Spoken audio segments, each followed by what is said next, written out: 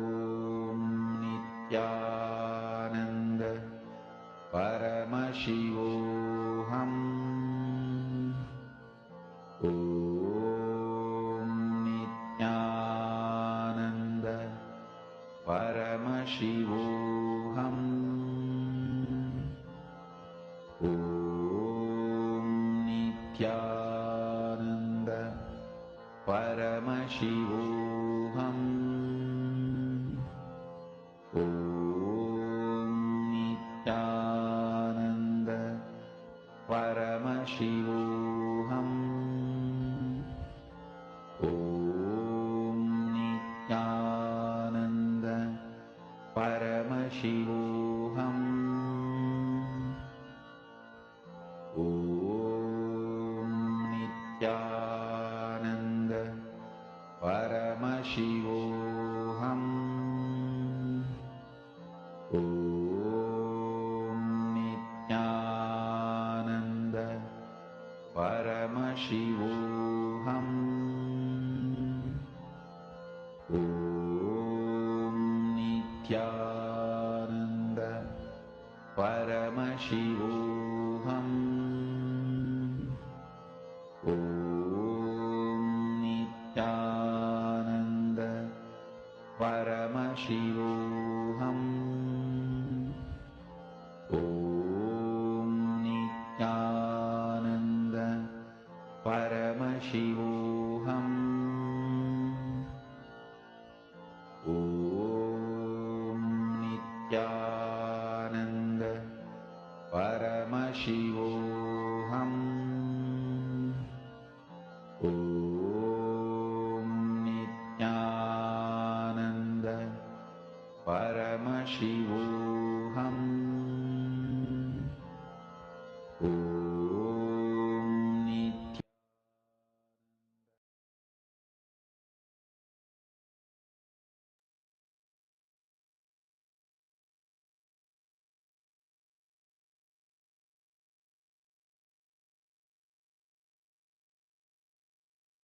Please relax.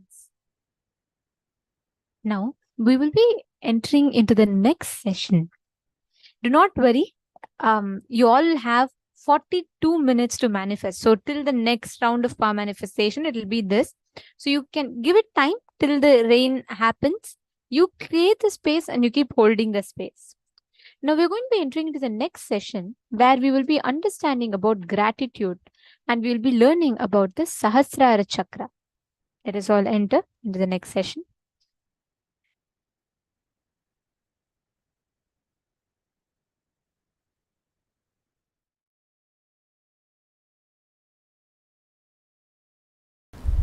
The opinions like love, hatred, those signals occupy such large space in your brain, they form like a fort and do not let you see beyond the wall. Listen.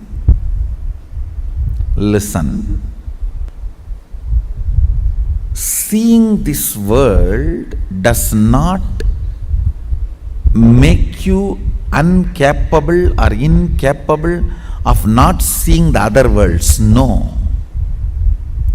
Opinions you form about this world stops you perceiving the other planes. Listen. I'll repeat. See, this world you see, Bur, Bhuva.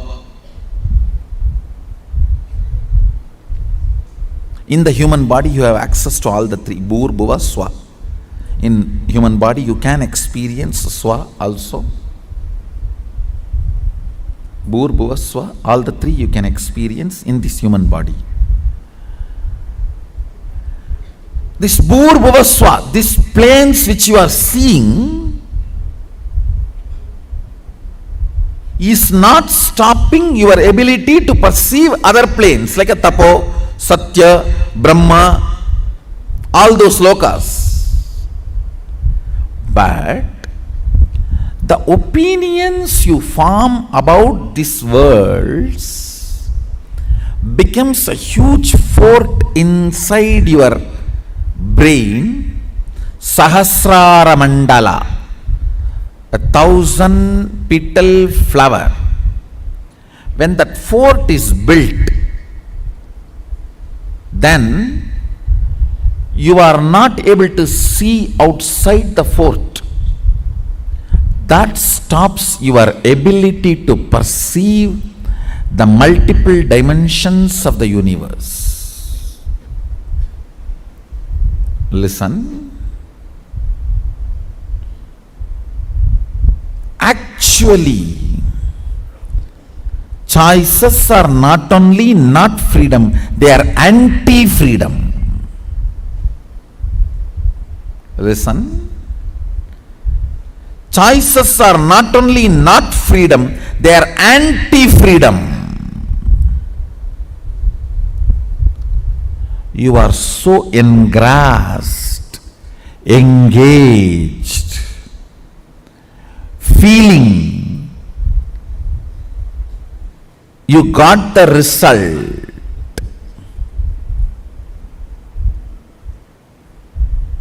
Because you do not know the way to check whether some stone is a diamond or a shining ordinary stone, you go on collecting your whole life something.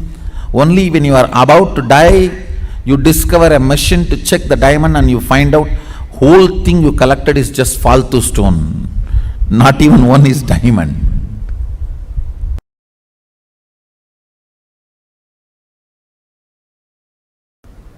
The more dimension life you manifest, more fulfilling you are, more complete you are, more Sadashivatva manifests through you. Understand? Understand? Through puja,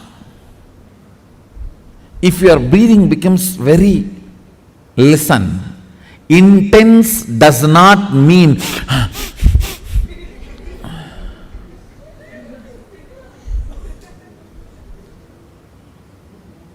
through dance, getting intense will have a different physical expression. That will naturally be like a big hyperventilation kind of an action. But through puja, when your breathing becomes intense, it will not be hyperventilation type, it will be deeper ventilation type. Like Sahasradala Pangaje Shagala Siddharashmi Prabham Varabhayagarambujam Vimalaganda Pushpambaram Prasannavadanekshanam Sagala Devata Rupinam Smarechirasiyam Sagam Tatapimana Purvam Gurum. It's actually Dhyana Sloka for Guru. I can see very clearly Arunagiri Yogeshwara.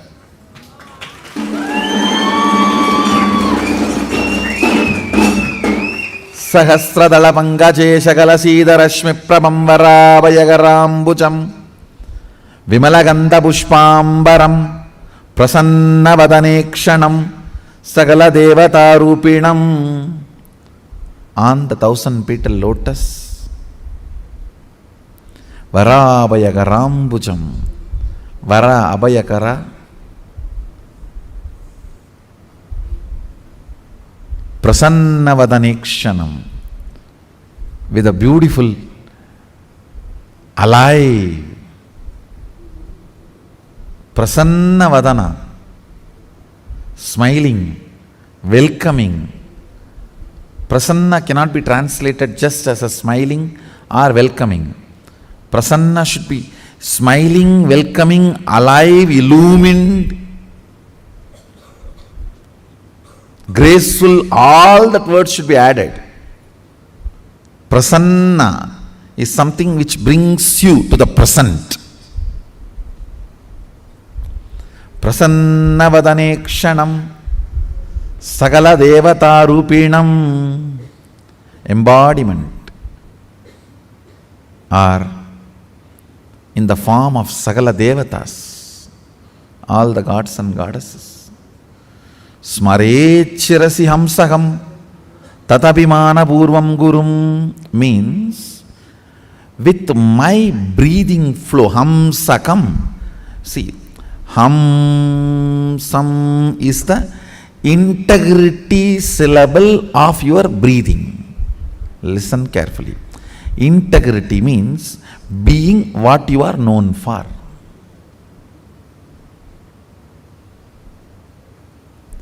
If a lion is known for something and it does that same, it is integrated to being a lion. An elephant is known for something and it is doing the same thing, it is integrated to being an elephant. If suddenly elephant starts eating the flesh, what will happen? He is not known for it. If he does for what he is known, he is integrated to it. So, the integrity syllable of your breathing is hamsam. Hamsam. This hamsam is the ajapa japa mantra, unchanted mantra which gets chanted continuously by the integrity of your breathing. When your breathing gets into your system and comes out, the natural sound it makes is called hamsa. Hamsam. Understand?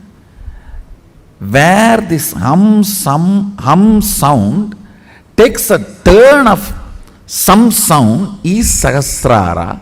That is where Guru is sitting. That is why it is called hum. Please listen carefully. That is why he is addressed as Hamsakam. Where the hum turns into sam, his agam resides there. That is his house. If the hum does not turn into sam, you are savam. Understand? If the hum, listen carefully. If the hum is 100 unit and sam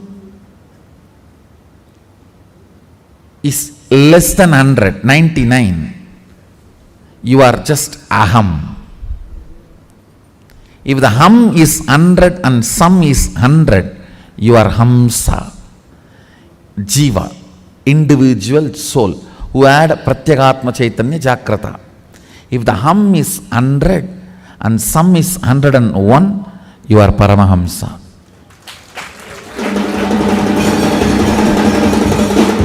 Listen carefully.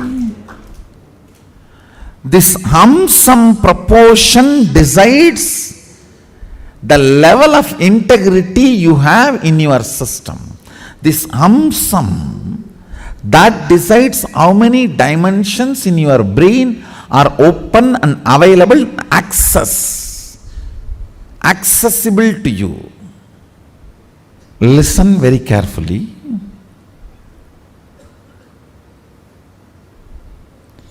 If this hum is 100, sam is less than 100, you are in the plane of agam, human. Bhu. If the hum is 100, sam is also 100, you are hamsa, jiva who is awakened. If the hum is 100, sam is even 101, you started entering into the Paramahamsa dimension. Means the Guru component has started manifesting in your jiva. Means he started mixing in your taste of life. What is your desire? Your Guru's desires. What is your taste of life? Your Guru's taste. What is your joy? Your Guru's joy. What is your opinions about death? Your Guru's opinions. What is your opinion about life? Your Guru's opinions.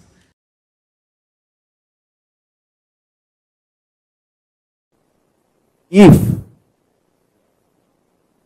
you start enjoying the narration you carry about you. Svarupa Ananda. And everyone around you enjoys the narration about you, which they carry in them. In that space,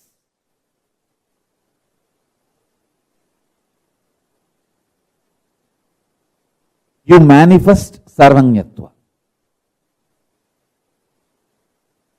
Kailasa is the ecosystem to help you to enjoy the narration you carry about you.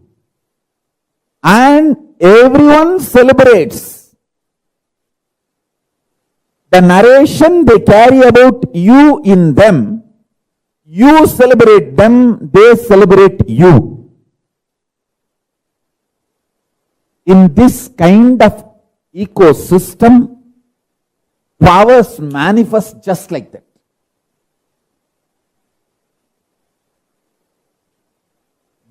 That kind of an ecosystem makes nectar flow in your Sahasrara chakra, in your crown center.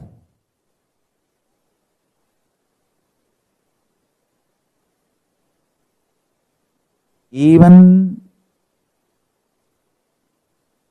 when your Guru initiates you with his consciousness, the first thing happens is your Sahasrara chakra explodes in superconsciousness, that Paramashiva space. The nectar, Amrita, pours in your system. You enjoy the beautiful narrative of you carry inside you. That you are Paramashivatva.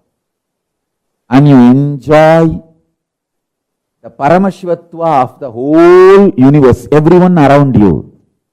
And everyone around you enjoys you.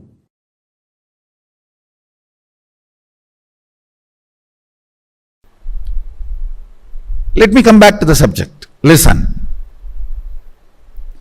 Whenever you are not able to hold the lit up 1,000 lotus petals, the Sahasrara, and come down only with prayer. Prayer will grow roots and push you back to that same higher electrical structure and chemical structure in your brain, to the Sahasrara. If you start analyzing, why am I not retaining maybe all the sins I have done?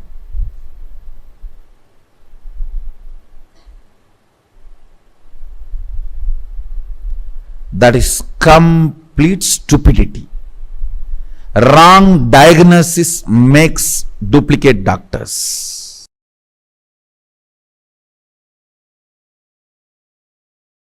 Listen carefully.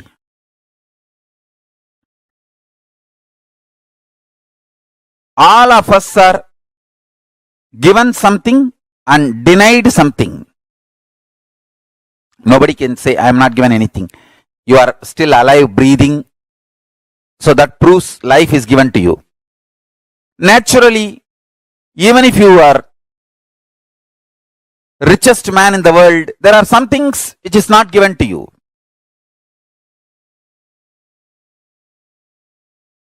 If you cultivate consciously a consciousness,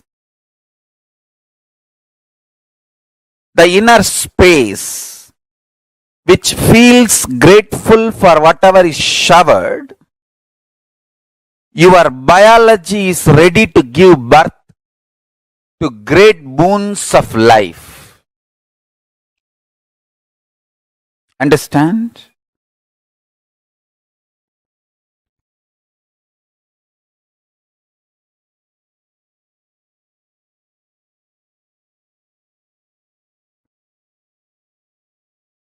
person who cherishes what is showered in the life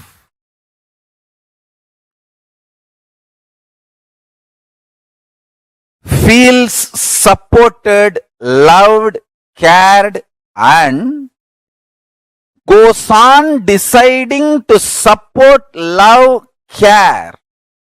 Understand? This space is heaven. I tell you, all I need for me to run my whole day is just consciously feeling joyful. Those devotees smile, that's all.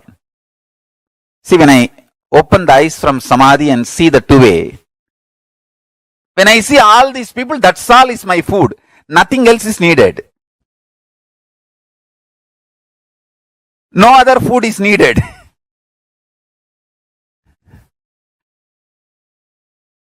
Understand?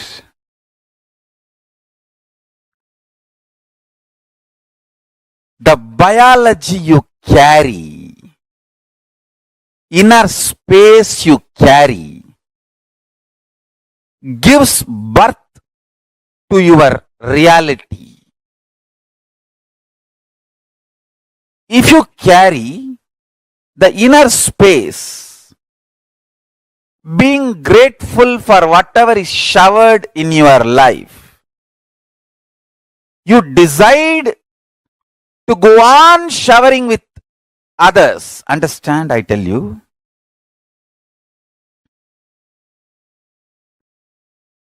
Whoever enjoys by contributing are gods, angels. Angels may not be the right word. What I wanted to convey is devatas. The Sanskrit word devatas. Maybe the rough translation in English can be gods and goddesses, not angels. Because devatas are much higher than angels. The concept of angels.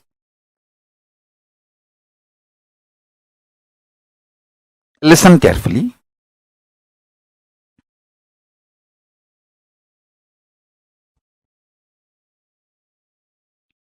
If you feel exploited, frustrated, you will go on vomiting poison, destroying, pulling down.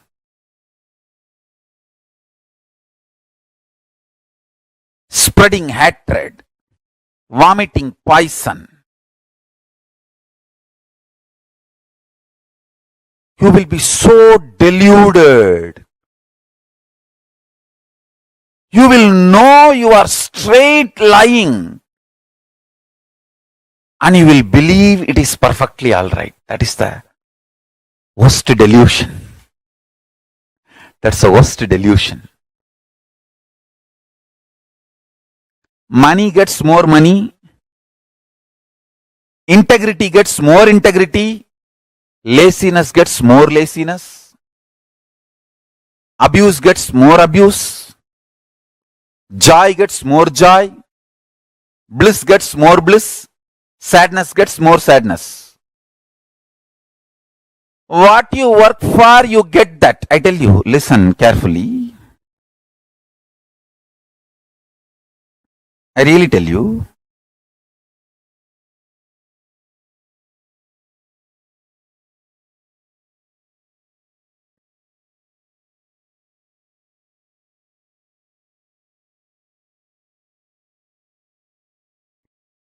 Make integrity as a strategy for your life. You will attract such wonderful integrated people around you. Even if the non-integrated people come, you will know them just by their smell, and they will not be able to harm you. You know how to protect yourself, save yourself, and continue your service.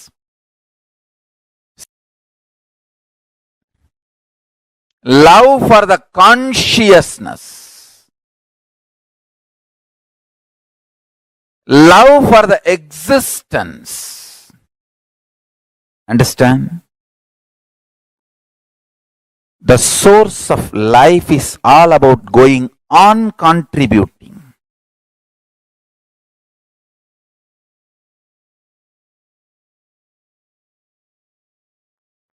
In love, the source of the Karana and Karya means cause and effect of the cosmos, the Paramashiva. In love, everything melts down. There is nothing called good, bad, higher, lower, right, wrong.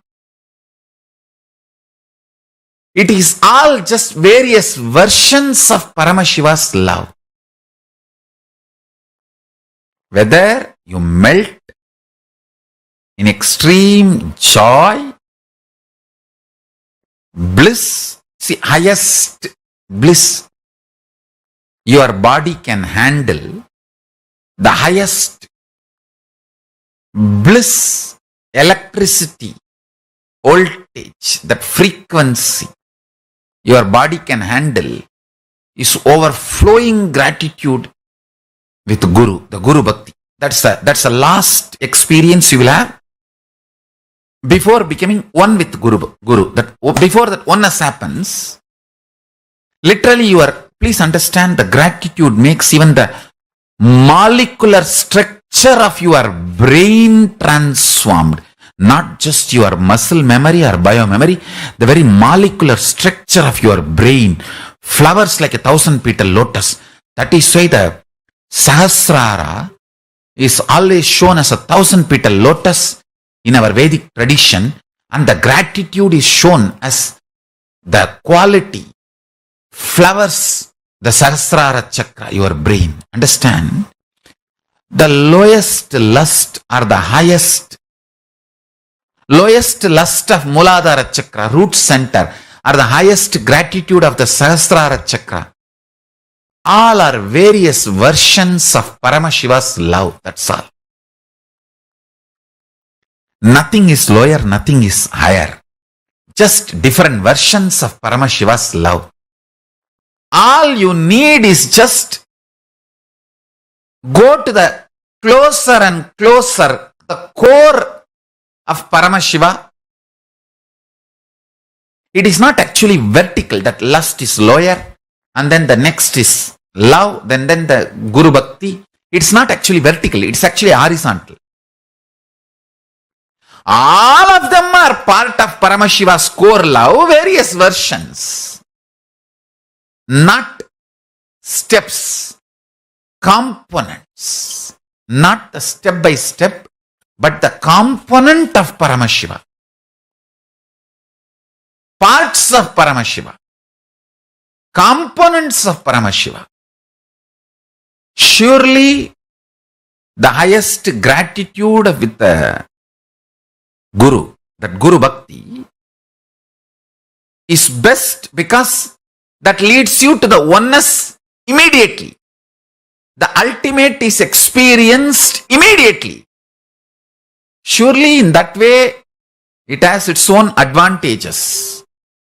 And I also want to tell you, most of you, 99.99% of you, really need detox, and you need to work only on your physiology, body.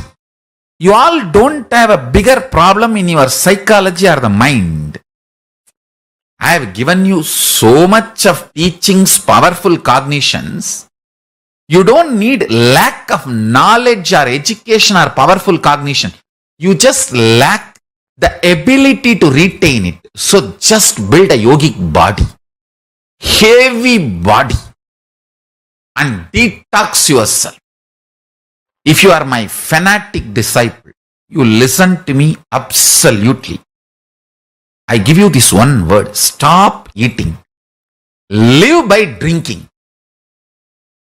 Juices, herbal juices, even rice, if you want to have, make it into a juice, rice water, and take. I'm telling you, just if you stop giving the responsibility of grinding to your stomach, 90% of the detoxification happens.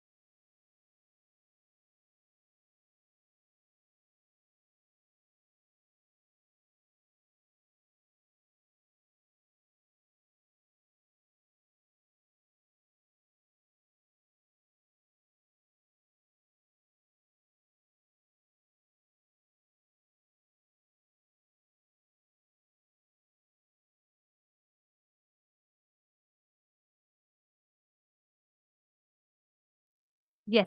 Can I request all the participants to post what you understood from this session? Because what Swamiji revealed in this session is something very, very important for all of us to understand.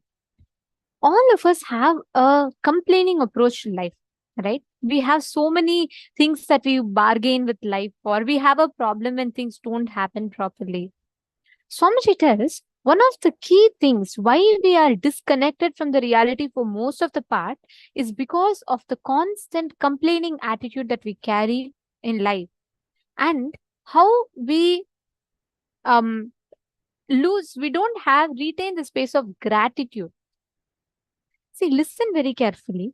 When you experience gratitude in your inner space, when you manifest the space of gratitude in you, you overflow with so much of energy in life. You don't have any limiting patterns anymore that holds you back. See, please understand, for most of the part, we all carry, cherish, nurture and nourish this part of complaining mode in us. We have so many complaints. We get dissatisfied over things. Like Swamiji tells a very beautiful statement. Swamiji tells that God has, cosmos has enough to fulfill the needs of the people, but it doesn't have a single penny to fulfill the wants of the people, because our wants keeps growing. We keep expanding. Imagine, even if you get $100 million today and you're able to buy everything, you will still have a place in you where you'll think, if I could have gotten just a little bit more, it could have been better. We cannot live a life of completion inside of us, because constantly we carry a scale of expectation and we keep roaming around with that. We keep expecting life to fulfill that. And when that doesn't happen, we become incomplete. We complain. It is this vicious cycle that we put ourselves into. And please understand, there's a very beautiful story. It's one of my most favorite stories that Swamiji tells. There was a barber, okay, who used to go to the king and who used to do the king's hair. And every day he used to receive 10 gold coins as his salary. He lived with his wife.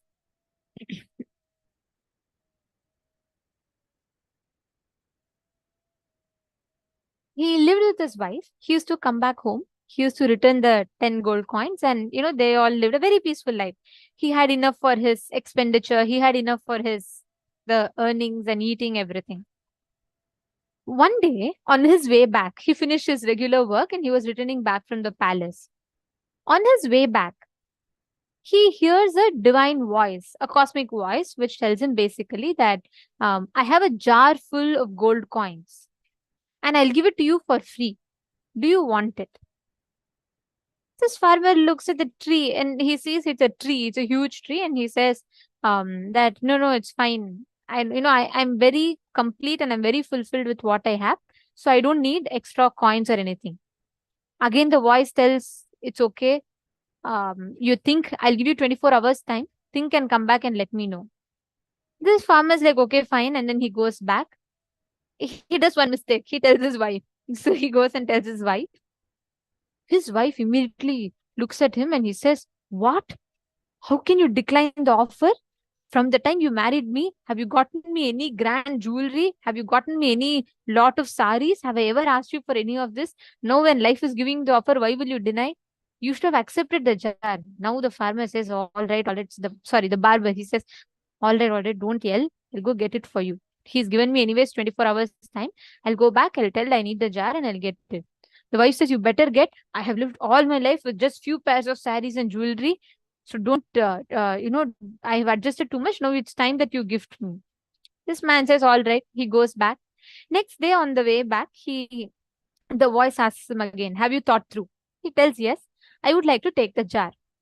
And then the voice gives him a jar. And it's a yaksha, basically, and a yaksha appears. Yaksha is a divine being. So he appears, he gives a jar. He says, this jar has 9,989. Okay. Sorry, 9,999 coins it has. And it just needs 10 more coins and the jar will overflow. It's almost full. It's to the brink. There's just some gap left.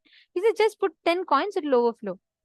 Then the farmer says, okay, he takes the jar back home and then he thinks his wife will be satisfied. He gives the jar.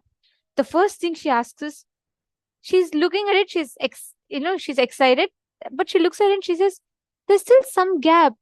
Something happened. How did the coins go missing? Then the farmer says, the barber says, look, the yaksha already told me there's 9,999. If you just put 10 more coins, the jar will be completely overflowing. Then this wife looks at it in surprise. She says, all right, let us just make the jar overflow. It will be so good if it is just a little bit more overflowing. Next day, the barber goes to the king and then he gets the salary, 10 coins. He comes back, he gives the 10 coins. By the moment he comes back, his wife grabs the 10 coins and she puts it into the jar. But it still does not get full. It doesn't flow. It still has some gap, little more gap. That's all. Next 1 week, the wife cuts all the expenses. She doesn't feed properly. She doesn't do anything properly with the money. She just puts the money in the jar. As soon as barber comes, she takes and puts the money in the jar. This goes on for a week. After the end of a week, the barber looks so dull, tired. He's lost his health. And he goes to the king and the king looks at him and says, what happened? You look very tired and dull. Did you also accept the yaksha's jar? Now the farmer is shocked. He says, how do you know? Then the king laughs and tells, everyone in this kingdom who has a problem is because they accepted that yaksha's jar. All of you look in your inner space, look in your house. Each of you have accepted this yaksha's jar. Immediately that day, the barber went, got rid of the jar, and after that, he lived completely blissfully afterwards. Each of us have accepted this yaksha's jar, which just do one more thing, I'll be happy. You get a job. Just if I get a promotion, I'll be happy. You get a promotion. Just if I get few $1,000s extra salary, I'll be happy. You get that. We never get fulfilled in life. We are almost always running behind getting just this, just something more, just something more. Each of us have this yaksha's jar. All of you look back, look into your lives. We all carry this yaksha's jar. Like how this wife, she cut down everything just because the yaksha wants, saying just 10 minutes more. Sorry, just 10 coins more. The jar will overflow. She started cutting everything and she started trying to get that jar overflowing. That coins were not enough for her. We all do the exact same thing. No matter how much life showers, we feel, oh God, just some more, just some more. Understand, that is the most unfortunate thing that we are in today.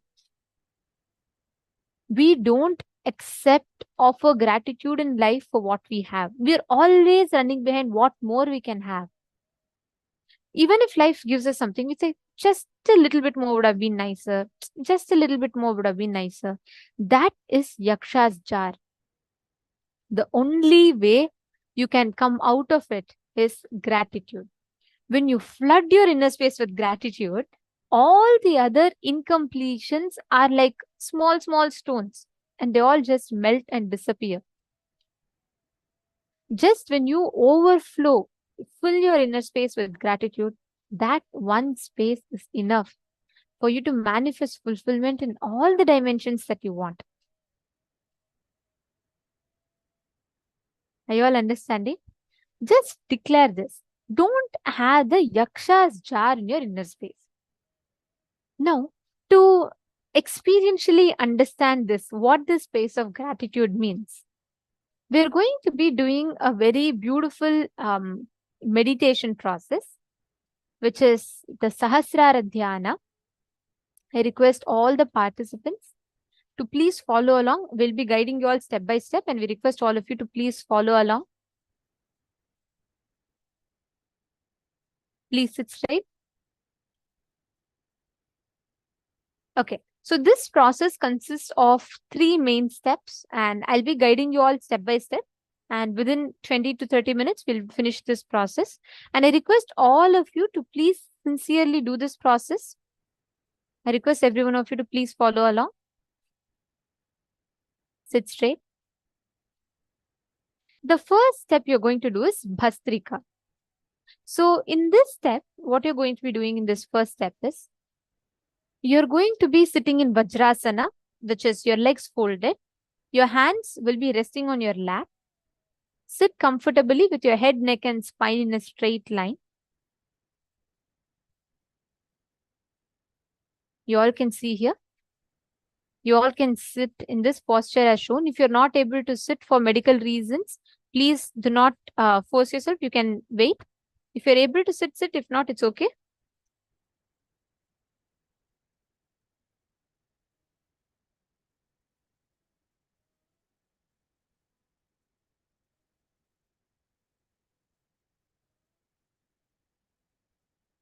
Shane Denisaya, you should not you should never do the yogasanas in the beanbag. See, because the postures, yoga is very important, the postures, because they'll affect your breathing pattern. It's not the physical postures alone, right? So even if there's a slight bend here and there, the posture gets misaligned, you will not really have the complete effect of the kriya that it intends to give you. So avoid the beanbag as much as possible for you to sit. Of course, if you have any health concerns, please go ahead. If not, it's fine. Okay. All the others, if you are having any respiratory problems, if you are a heart problem patient, please do not do this kriya. Now, all the others, it's a very simple one. In the first 7 minutes of this step, you're going to be breathing chaotically. Just breathe. You're just going to chaotically breathe. Don't breathe in any particular pattern. You're just going to breathe in complete chaotic manner. For 7 minutes, just breathe. That's all. Breathe without any pattern, just in random chaos, in a chaotic rhythm. Please breathe.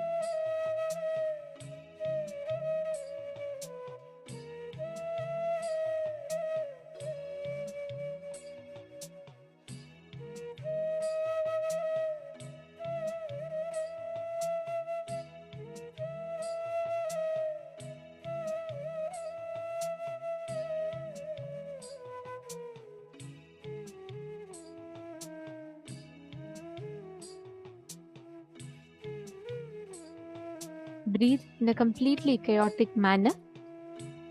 Aggressive and chaotic. It should come from the bottom of your stomach.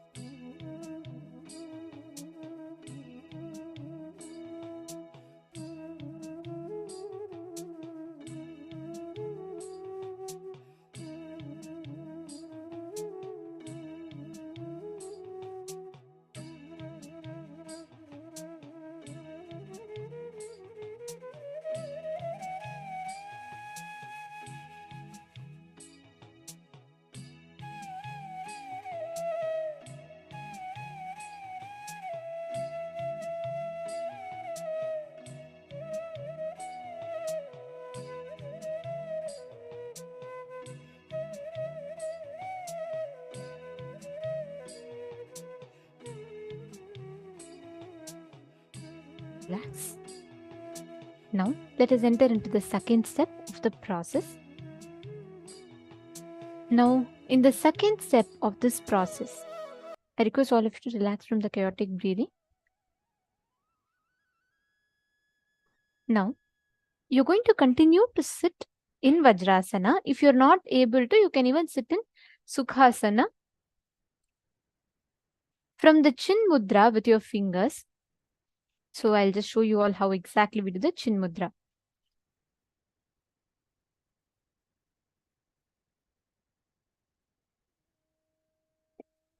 See, your index finger should be touching the thumb. So you're just going to do it like this. So this is the Chin Mudra. You're going to be keeping your hand like this on your lap. So you all can put both your hands in this mudra and you're going to be placing it on your lap. This is the Chin Mudra. So you're going to be continuing to sit in Vajrasana with the Chin Mudra in your fingers and place your hands on your knees. You can keep your hands on your knees and your hands with the open palm should be facing upwards. So once you form this mudra, you're going to be putting it on your lap. You're going to be keeping it on your lap. And you will now hum intensely for the next 7 minutes. And the humming should be done with the lips together. Listen very carefully. The humming should be done with the lips together. It should not be just like Om or something like that. You have to hum. Mm.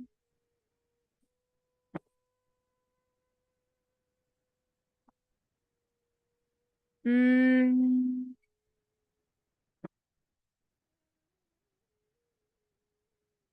Mm. Hum from your navel center. You're going to hum as lengthy as possible and as loudly as possible. But your lips should be pursed together, which it should not open. So it should be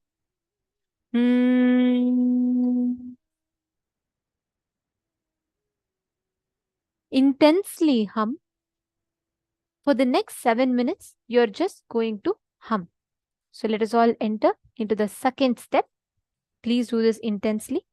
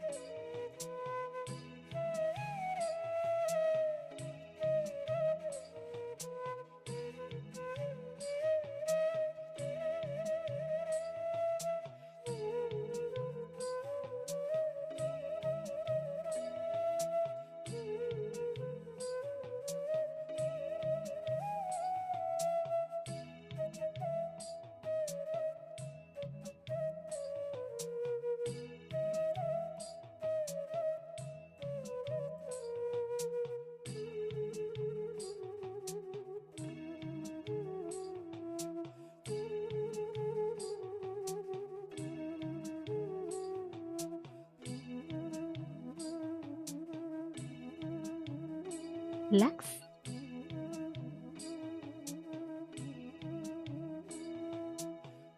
Please relax. Slow down your breathing, your humming, and breathe in and breathe out. Now, we will be entering into the third step of the process. So now, in the first step, we did the chaotic breathing. In the second step, we did the Mahamantra meditation. Now, sit in a relaxed way. Sit cross-legged on the floor if you wish to, or you can even sit in Vajrasana, however you prefer. Now, for the next 7 minutes, you're going to be taking your awareness from each of the chakras, from the Mooladhara chakra, the base of your spine. Please close your eyes, and I request everyone to follow along. Please close your eyes. Bring your complete awareness to the base of your spine, your Mooladhara chakra. Bring your complete awareness to the Mooladhara chakra. Experience your presence, experience you there.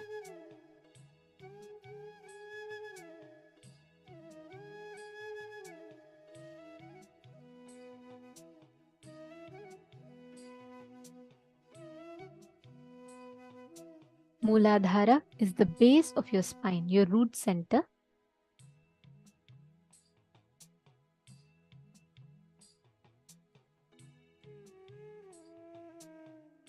Bring your complete awareness to the Mooladhara chakra.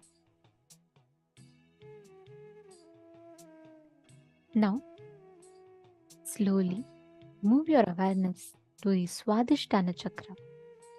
Swadhisthana is 2 inches below your navel center. That is the Swadhisthana region. Bring your complete awareness to the Swadhisthana chakra. Intensely experience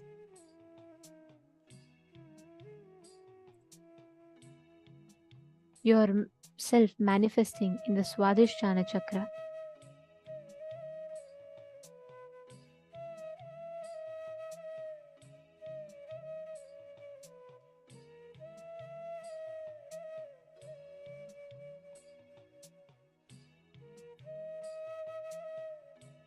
Bring your complete awareness to that region. Whenever you bring awareness to that region, you will experience so much of energy oozing out in that part of your body. You will experience that the whole Swadhisthana, just 2 inches below your navel, will be oozing with energy.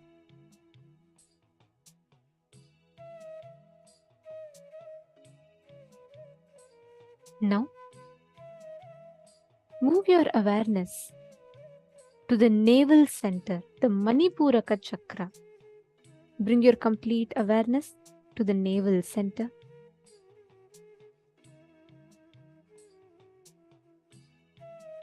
Dwell on each chakra for a minute with the awareness that the chakra is pure, and experience how the chakra is filled with energy and the chakra is radiating eternal bliss, the Nithyananda.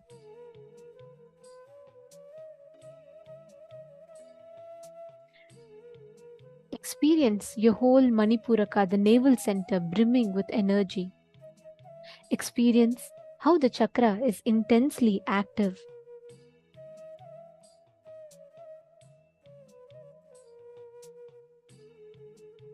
Now, bring your complete awareness to the Anahata, the heart center, the Anahata chakra.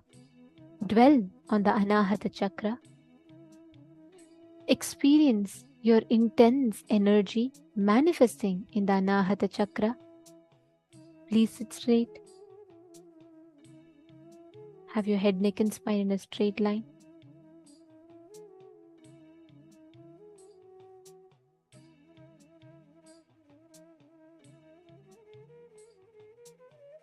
Experience your heart center opening up and that energy overflowing from your heart center.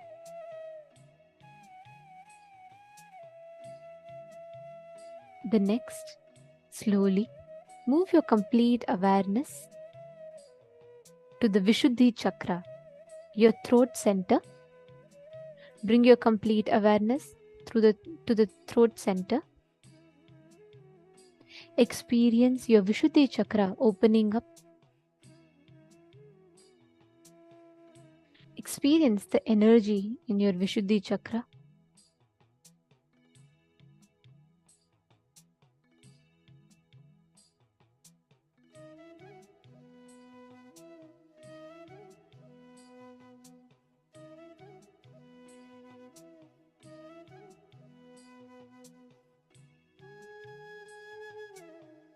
Now, move your awareness to the Agnya chakra, the third eye, the region between your two eyebrows.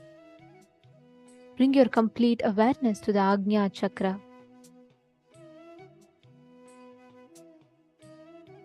Experience the intense energy in your third eye. Experience the whole manifestation of immense energy, pure energy awakening in your third eye.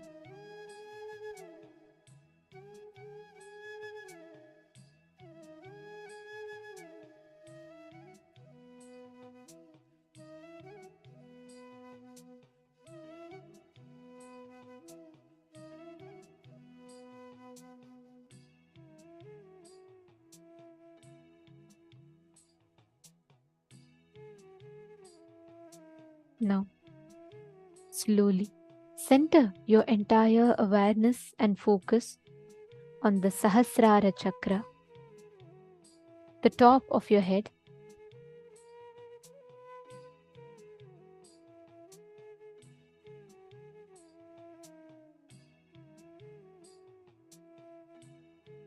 Bring your complete awareness on the Sahasrara chakra.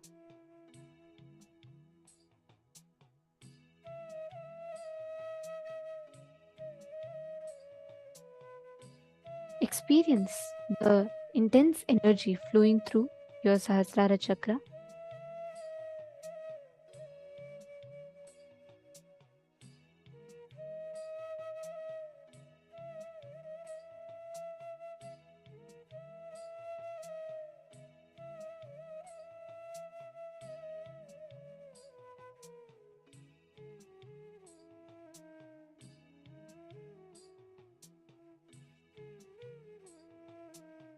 Now, have your eyes closed. In the next 7 minutes, each of you are going to be doing this process along with me, and you all can continue being seated. If you have some flowers with you, I request you to get some flowers. If you have, if not, that's fine, you can sit. In the next 7 minutes of the process, you're going to be offering your gratitude to everyone, every thought that comes in your inner space, every single memory that comes in your inner space. You are just going to be overflowing with gratitude and offering gratitude to each of them. Whether it is any thought that comes into you, even if it is a negative thought, unpleasant memories, offer your gratitude. Please sit straight, have your eyes closed.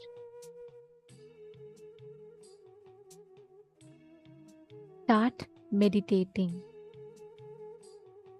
Any thought that comes in your inner space, just bless it. Just offer your gratitude. Feel grateful that it happened in your life and bless it.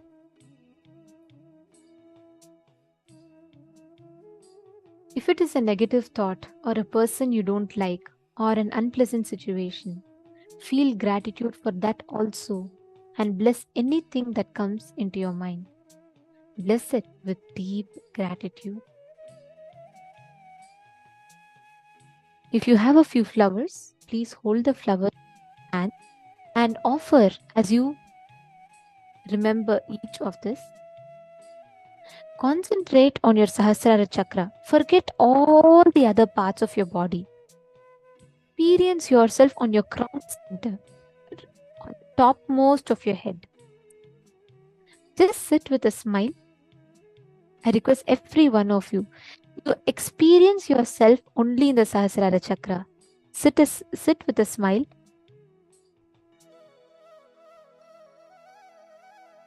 Now, with your whole being, offer your gratitude to your mother. Offer your gratitude to your mother for her giving you this body. Remember and give her your gratitude with all your being, just for the purpose of giving birth to you. Offer your complete gratitude to her. From your whole being, thank her. Offer your gratitude. Express your love to her.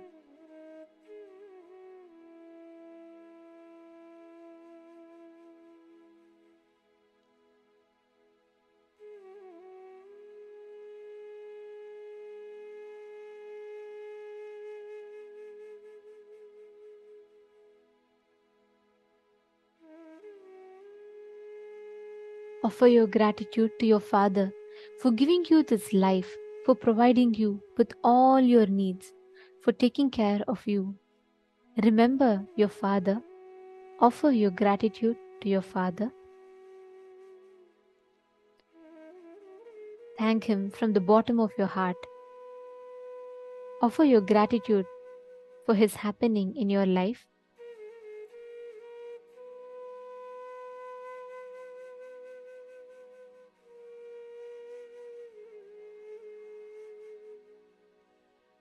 Offer your gratitude to all the doctors and nurses who received you when you came to planet Earth. Experience that tremendous gratitude flowing towards them as they supported you in your arrival to planet Earth.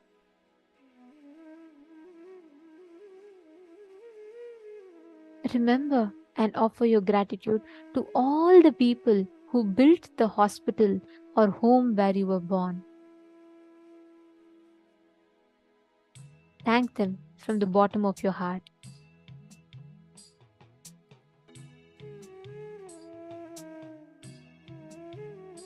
Offer your gratitude to all the people who took care of you when you were an infant. All the people with food that provided you with love, shelter, care, affection. Offer your gratitude to them. Offer your gratitude to all those who worked for your food, who worked for your clothes, and living when you were young. All the people who supported you in one way or the other. Remember each of them and offer your gratitude.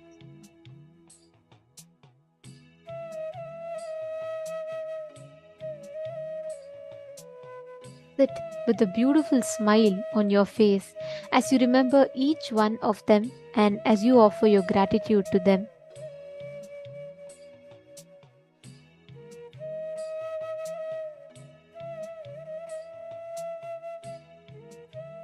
Offer your gratitude to all your young age friends who made your life happy and blissful, who shared their innocence and joy with you. Remember all your young age friends. Offer your love and gratitude to them. Thank them for being a part of your life.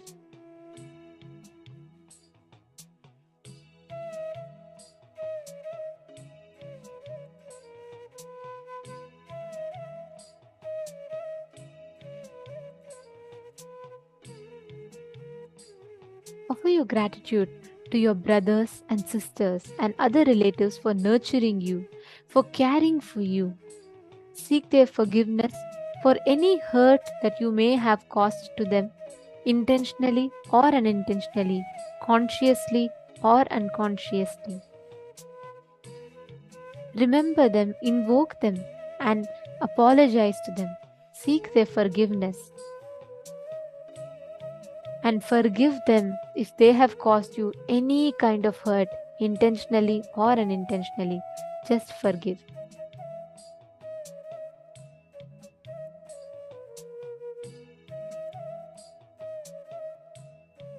Remember each one of them. Offer the gratitude from the bottom of your heart for the very happening in your lives.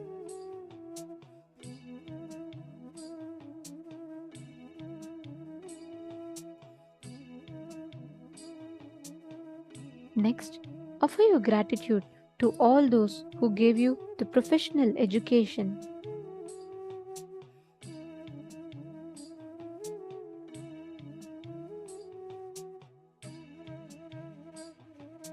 who helped you stand in your profession, who gave you the courage to stand on your own feet.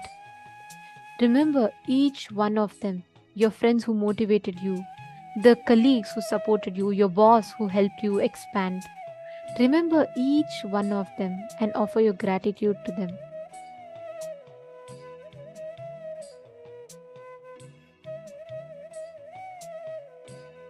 Next, offer your gratitude to all the people who helped you financially whenever you needed it. Thank each of them. Remember each one of them.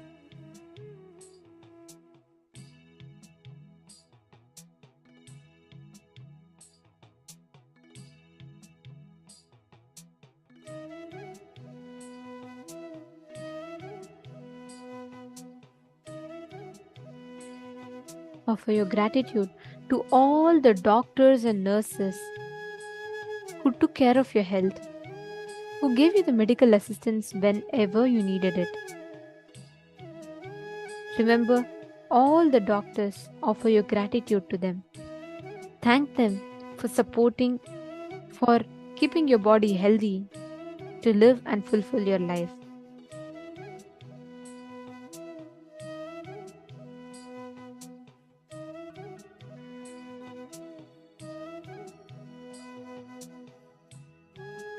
Offer your gratitude to your wife or your husband for giving you love and security in your life. Forgive them for anything that they might have done to you that hurt you. Seek their forgiveness for anything that you might have done to them to hurt them, with or without your knowledge. If they have done anything that they should have not done to you, knowingly or unknowingly, forgive them. If you have done anything knowingly or unknowingly that hurt them, seek their forgiveness. Express your love, express your gratitude for the other person to have happened in your life.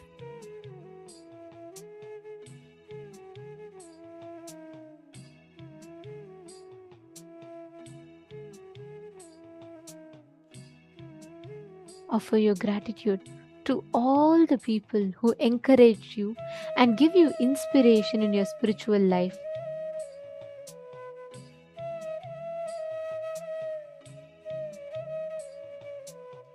Offer your gratitude to all those who have served you in one way or the other, all through your life, whether the milkman who delivers milk, the grocer, the laundryman, the garbage collector, your servants, your driver, all these people who you take for granted.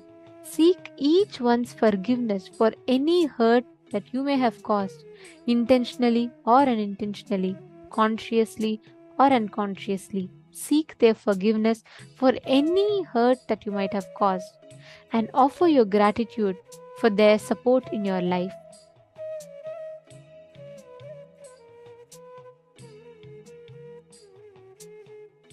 Remember each one in your life and offer your gratitude to them.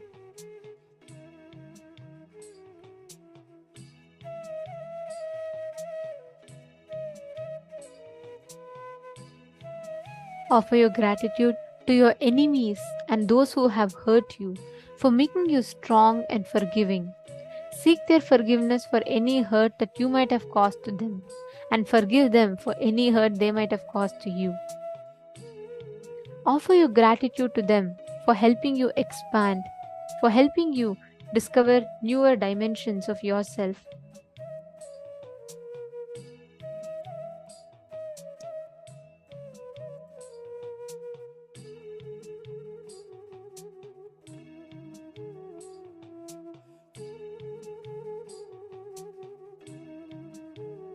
Offer your gratitude to all those who helped you physically, mentally, socially, economically, spiritually. Remember each one of them. Offer your gratitude to each one of them.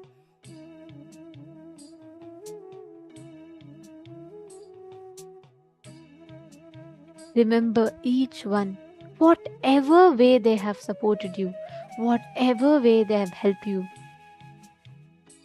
Remember each one of them for your gratitude.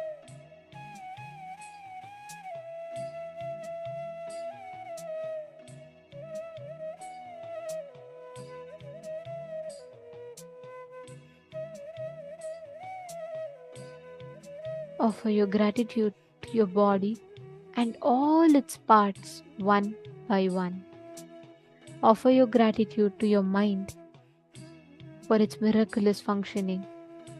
Offer your gratitude to your legs for it to help carry you wherever you want. Offer your gratitude for your calf muscles, for your ankle, for your knees, for your thighs. Offer gratitude to each part of your body, part by part by part. Remember each one of them and offer your gratitude to them.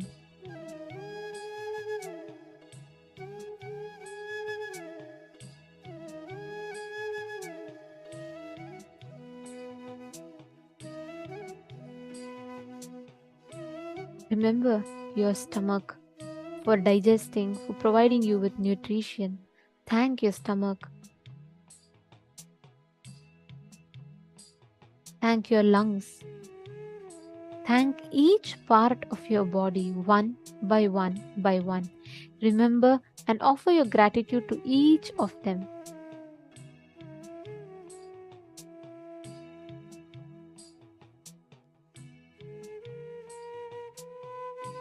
Offer your gratitude to your brain. Offer your gratitude to your kidneys. Offer your gratitude to your heart. Offer gratitude to every part of you.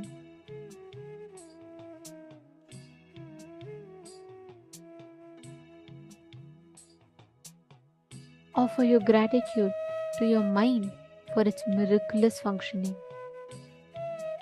Offer your gratitude to your whole body and mind, your whole existence. Offer your gratitude to the divine, to the whole, to the God for making all these things possible in your life. Offer your gratitude just for the fact that you are alive.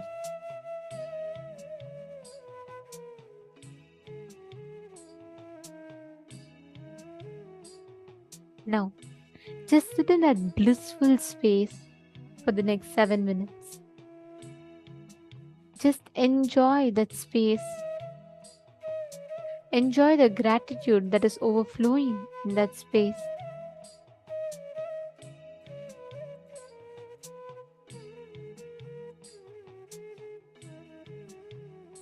Offer your complete gratitude and love.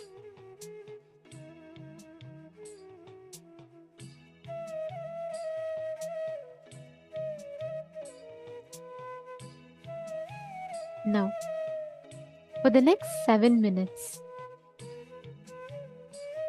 just sit and sway with the flow of existence.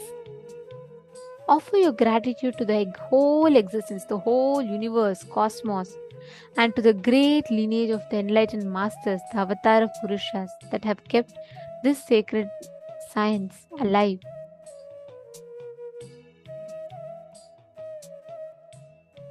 Offer your gratitude to the entire Guru Parampara.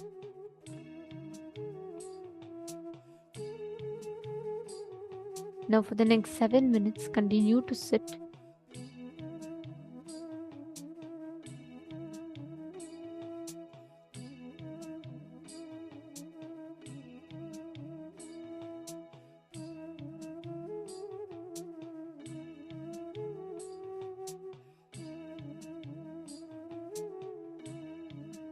This way, let your whole being go with the flow of the existence. Don't judge, don't try to create. Just go with the flow of existence.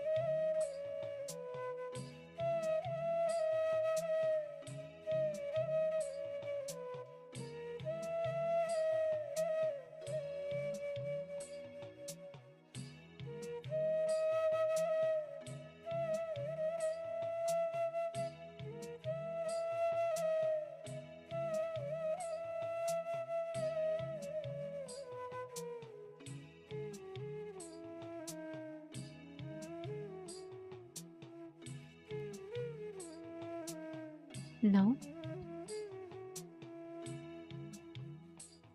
offer your flowers of gratitude to them. And slowly, very slowly, please relax. Please open your eyes.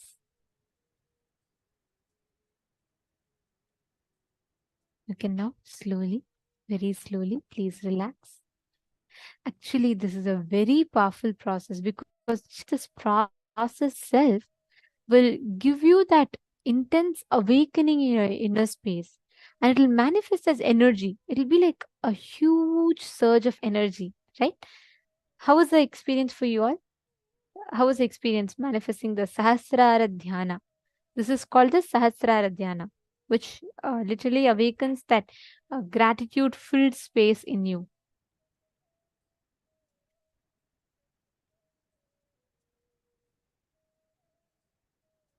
Okay.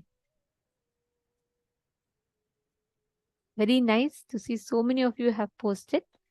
Now, understand just with this one space of gratitude, any power you want, you can very easily manifest.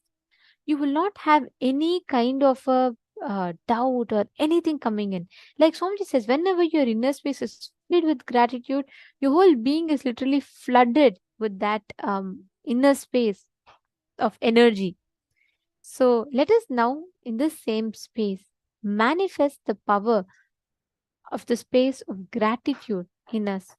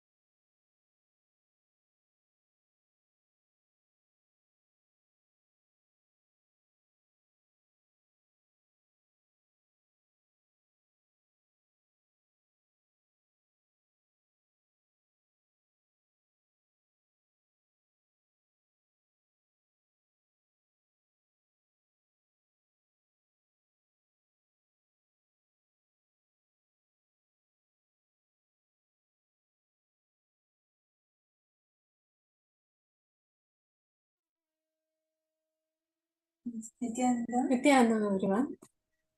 So now we are going to be entering into the power manifestation in the same space of gratitude. Let us start. So now we are going to be continuing with the power of manifesting rain and just holding the same space of deep gratitude. Hold the space of gratitude towards Swamiji for manifesting through you.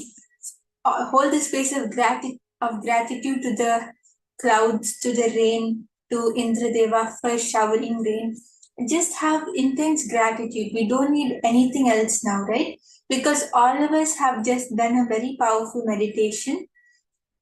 And you'll see how beautifully this meditation, this technique, is going to help you in manifesting powers. Yes.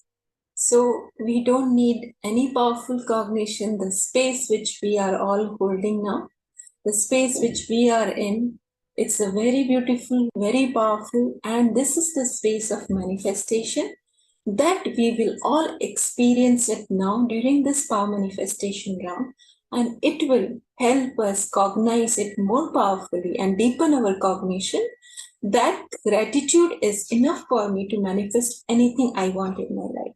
Right? So I request all of you, please, when you have done this meditation, especially, do not miss this power manifestation round. Let us all sit straight, and in this power, we are going to work on manifesting rain.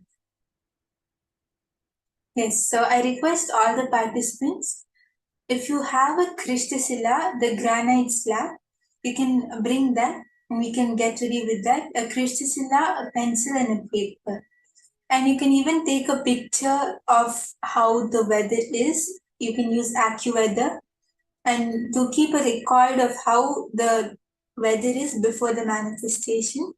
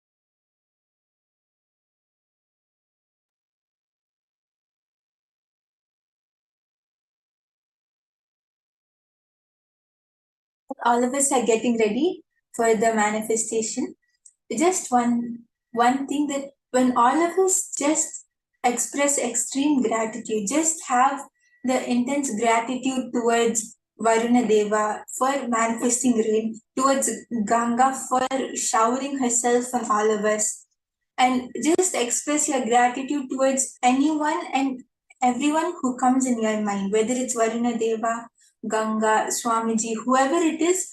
You'll see that when you express this gratitude, you will manifest rain, and it will be very easy because we just did a very powerful process of expressing our gratitude. We just did a beautiful meditation for it.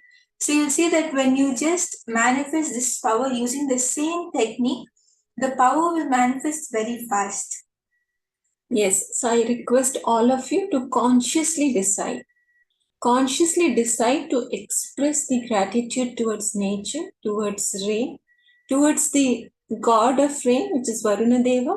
So when we are in that space of gratitude, and when we connect from the space of gratitude and oneness, we will see that simply the manifestation will happen, right?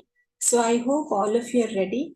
Please do understand, get ready with your Krishtashila as well as with the Ashta, whatever Ashta you have. I hope all of you have some Ashta which you must have been got blessed during darshan. Do apply it on your third eye. Do apply on your Krishtashila and connect to the nature, connect to Varuna Devata, connect to the rain, right? Have gratitude and let us all get into the power manifestation. Yes, so once all of you are ready, you can even post in the chat. Please do not forget to take the pictures. So you can post your yes in the chat if you are ready with your Krishtashila. Even if you don't have a Krishtashila, it's fine.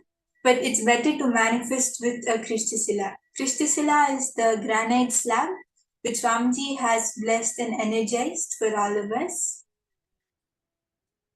I understand some of us are new and you may not have this. It is basically one of the very powerful alchemy product which Swamiji blesses us with. And if you don't have, it's fine. We can just sit with our head, neck and spine in straight line. If you have the Ashta, it can be the Gyananjana or Kumkum or anything which you got blessed from Swamiji in any of the darshans, please do apply it on your third eye and two temples. If you don't have that, no problem. Please sit with your head, neck and spine in straight line and decide to consciously have gratitude. And let us all get into the space of power manifestation. Yes, so is everyone ready? Ma Hongzu, Ma Isdik, Ma Yili, are all of you ready to manifest? You can post in the chat once you're ready. Okay, so Ma Krista is ready. That's great. Ma Premilla Maski, are you ready? Okay, yes. So Ma Priyatma Surupini, Ma Parameshwari, all of you are ready. That's great.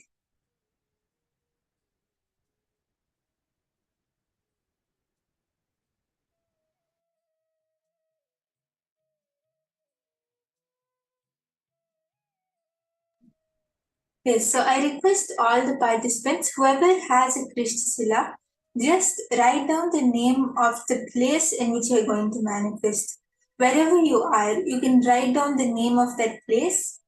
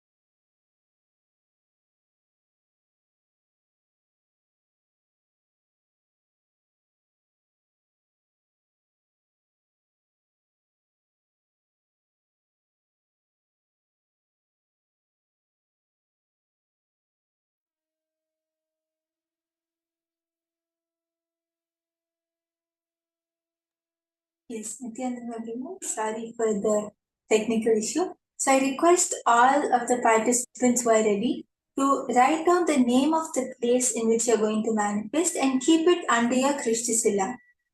Yes, Ma Parameshwari, if you do it for your town, it is completely fine, no problem. So you just write down the name of the place and keep it under the Krishthisila and connect to Swamiji. Just overflow with the extreme gratitude towards Swamiji and just give a command that it should start raining over here. You'll see that because the Krishthisila is like a medium through which Swamiji will manifest, and it's a very powerful alchemy product. So it will really help you in the manifestation. You'll see how Swamiji just flows through the Krishthisila and brings rain in the place which you have written down. And if anyone doesn't have the Krishthisila also, you can just connect to Swamiji and keep the place where whichever place you're manifesting, have that visualization in your third eye and connect to Swamiji and request Swamiji to please bring rain in that area. You'll see that you're able to manifest. Yes, so my Priyatma Swarupini, you're doing it in Alpha Reta. Okay, that's great. Do you have a Krishthisila? If you have a Krishthisila, you can even use that and manifest.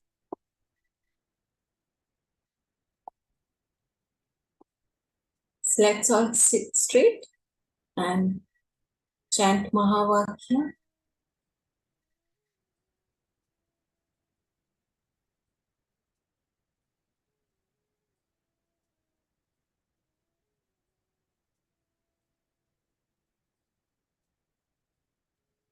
Okay, yes, that's no problem, Priyatma Swarupini.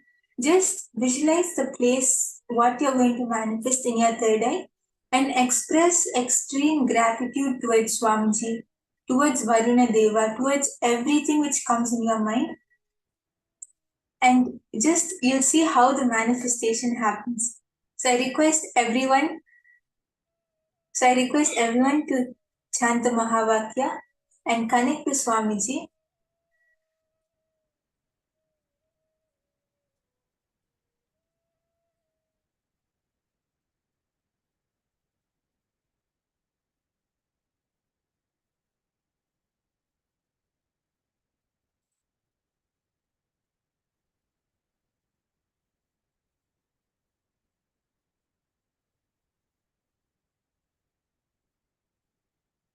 Express extreme gratitude towards Swamiji, towards Ganga, towards everything which comes in your thoughts, which comes in your mind.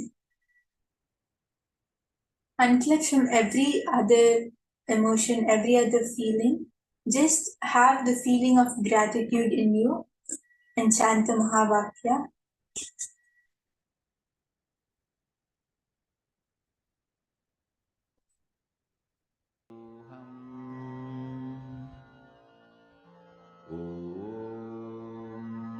Nithyananda Paramashivoham.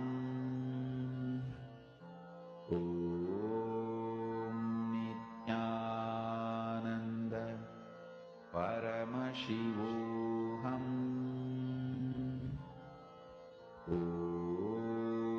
Nithyananda Paramashivoham. Nithyananda Paramashivoham. Nithyananda Paramashivoham.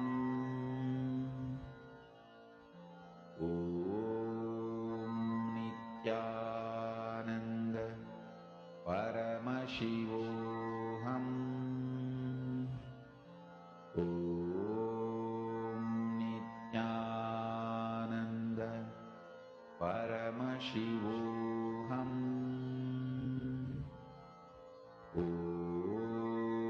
Nithyananda Paramashivoham.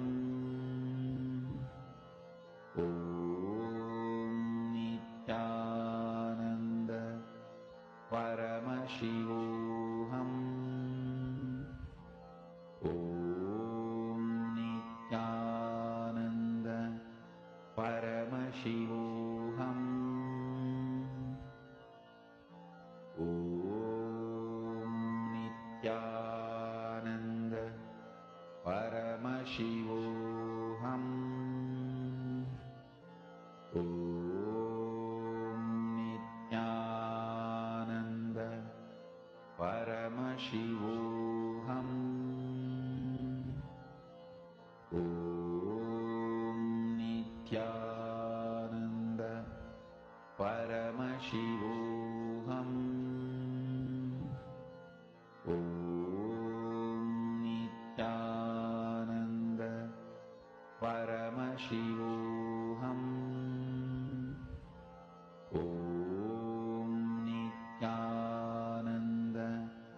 Om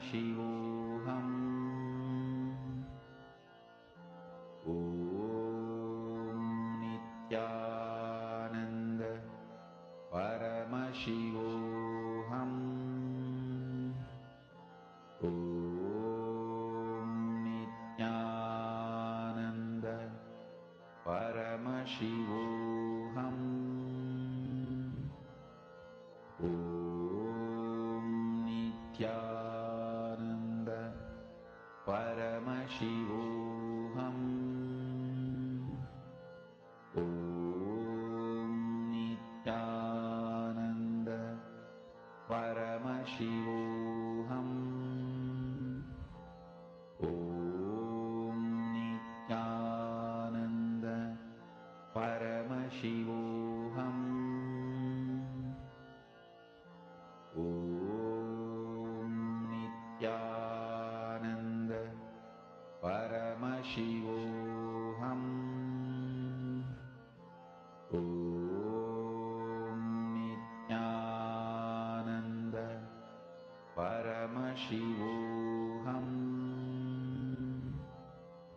Om Nithyananda Paramashivoham.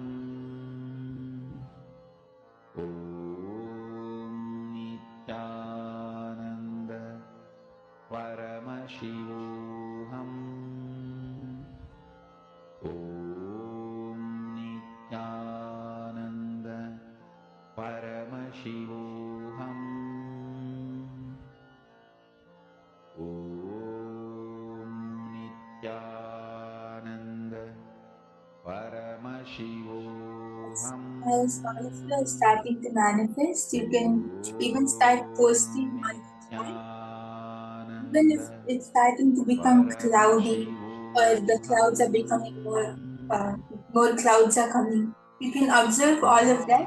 There is a change in the weather. Lullaby for Samadhi and Suprabhatam, wake up call, wake up song for Paramashiva.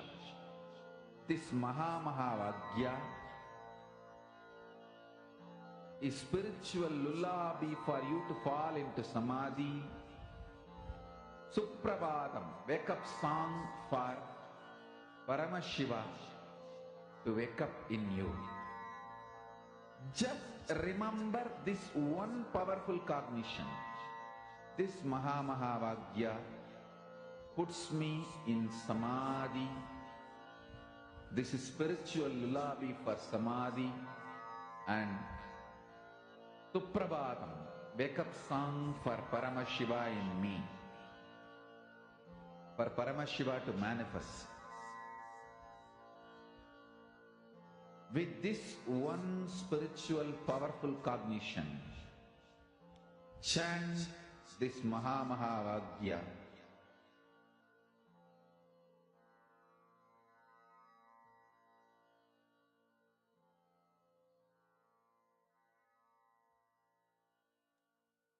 So I request all the participants, when you are starting to manifest, you can even start posting on the chat whether you're feeling a change in the temperature or the weather, or even if the clouds are becoming more dark. You can observe all of that and spiritual lullaby for Samadhi and Suprabhatam, wake up call, wake up song for Paramashiva, for Paramashiva to manifest. With this one spiritual powerful cognition, chant this Mahamahavagyya. Om Nithyananda Paramashivoham. Om Nithyananda Paramashivoham. Om Nithyananda Paramashivoham. Yes, I request all the participants to start posting their manifestation. Okay, so my Hongzu, your body feels full. Is this manifesting or incompletion pattern?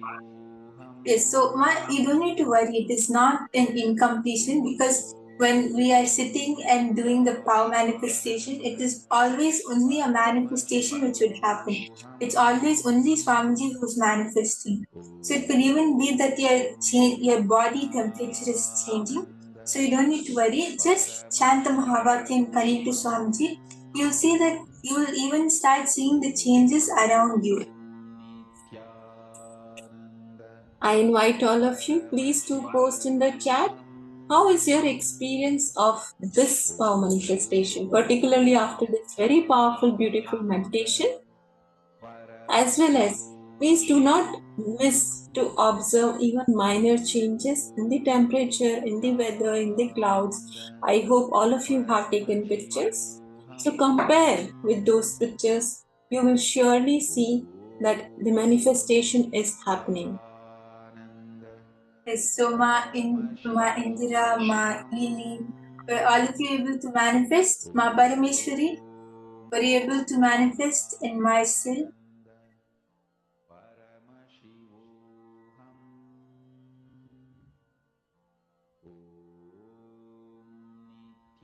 Anyone has manifested, you can post on the chat.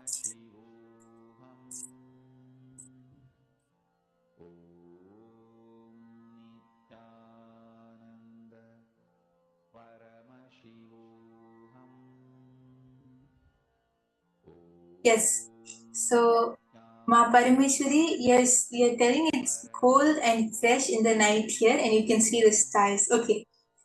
Yes, so you can even check on AccuWeather, Ma, if there is any forecast of rain. If Ma Anandeshwari also, you're telling you it's dark midnight. Okay. Yes, so if it's nighttime for anyone, you can even check on AccuWeather. You can see if the forecast of a rain is coming. And if possible, you can even go outside and check if the overall temperature has changed, right? Before the manifestation and after the manifestation. And let's keep continuing to manifest, right? So sometimes this power takes time to manifest. Basically, there's a time of 42 minutes. It takes time to manifest. Some of us would have not joined the last round where we did the same manifestation and have joined now. So I request all of you, please continue to be in the space of manifestation. Hold it in your inner space. Let the rain manifest. Be in that space of gratitude. You will see the manifestation happening. So, Ma Iron, Ma Parameshwari, Ma Kriya Yogini, were you all able to manifest? You can confirm and post on the chat. You can even share your experience if you felt anything happening inside you, or if anyone has any doubts or any obstacles, you can even post that on the chat.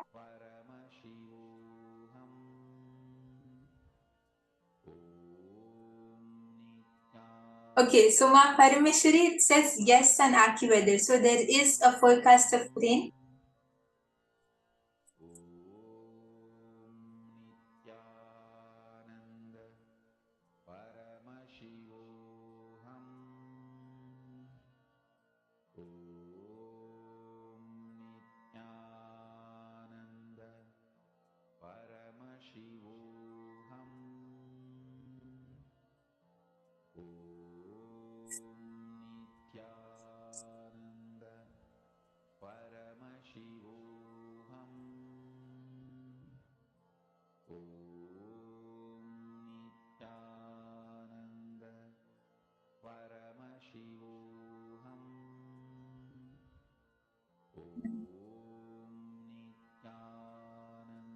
Yes, so as all of you are starting to manifest, you can post on the chat. And now we are going to enter into a very important session. And that session is a direct preparation for today's initiation. So, how many of you think that life is predestined, and how many of you think that life is free will? Raise your hands. You can raise your hands.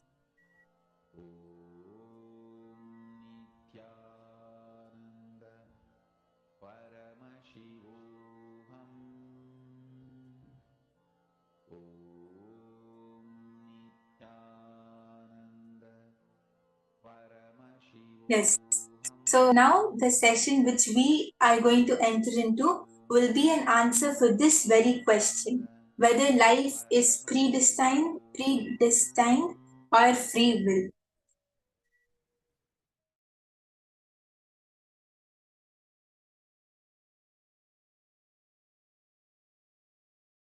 Influence now. Influence the present moment. Be powerful over the present moment.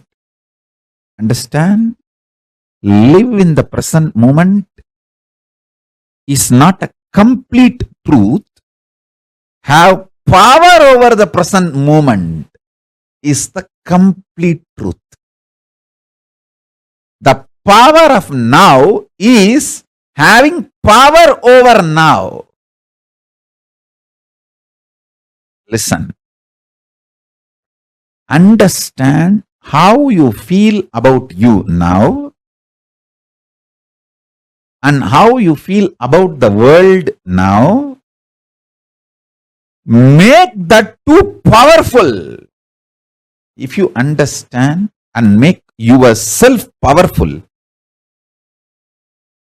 that you are Paramashiva, you will understand world is so auspicious and you are the power. Whatever you think, perceive, even as bad, was never bad, is never bad, will never be bad. It is your wrong perception is the problem. Delusion is the problem. Everything is happening properly. You just need to add more life positivity, more understanding. You just need to remember again and again, you are Paramashiva, and face everything out of strength and powerfulness.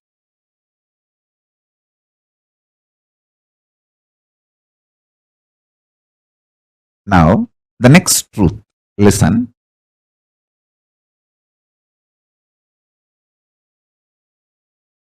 Sometimes you feel the world is literally falling. The roof is falling on your head.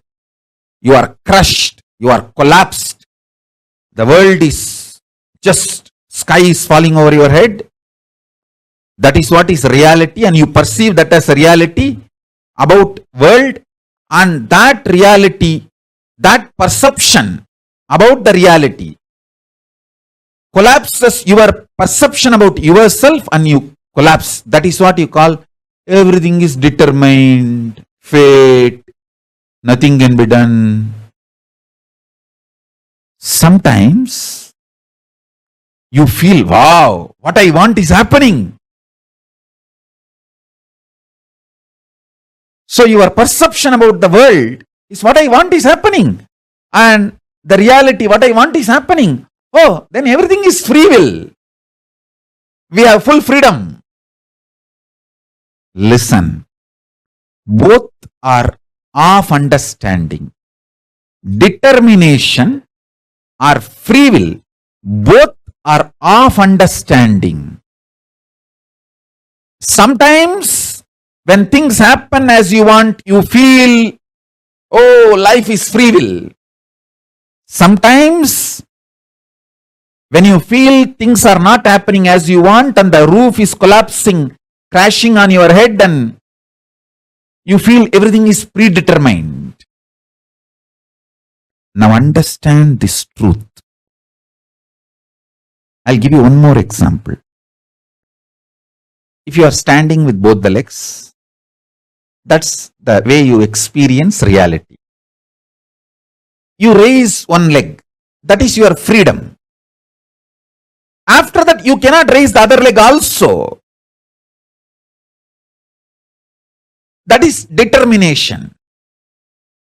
So understand, the choices you already made are binding your future freedom possibilities. The choices you already made are binding your future possibilities. This is when you feel whether life is free will or predetermined.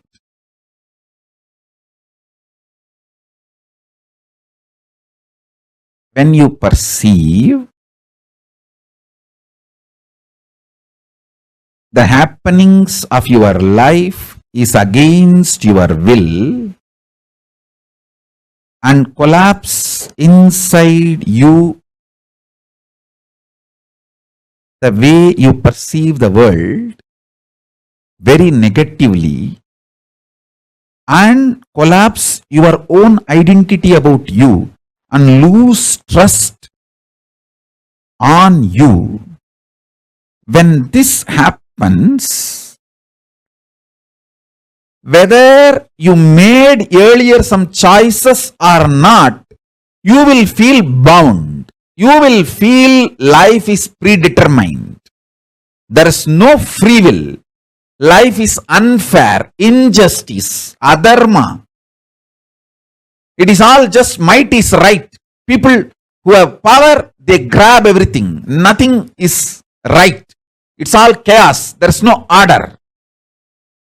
And at some moment, when things happen as you want in the outer world, and your perception about the world is little better, you feel, the free will is life.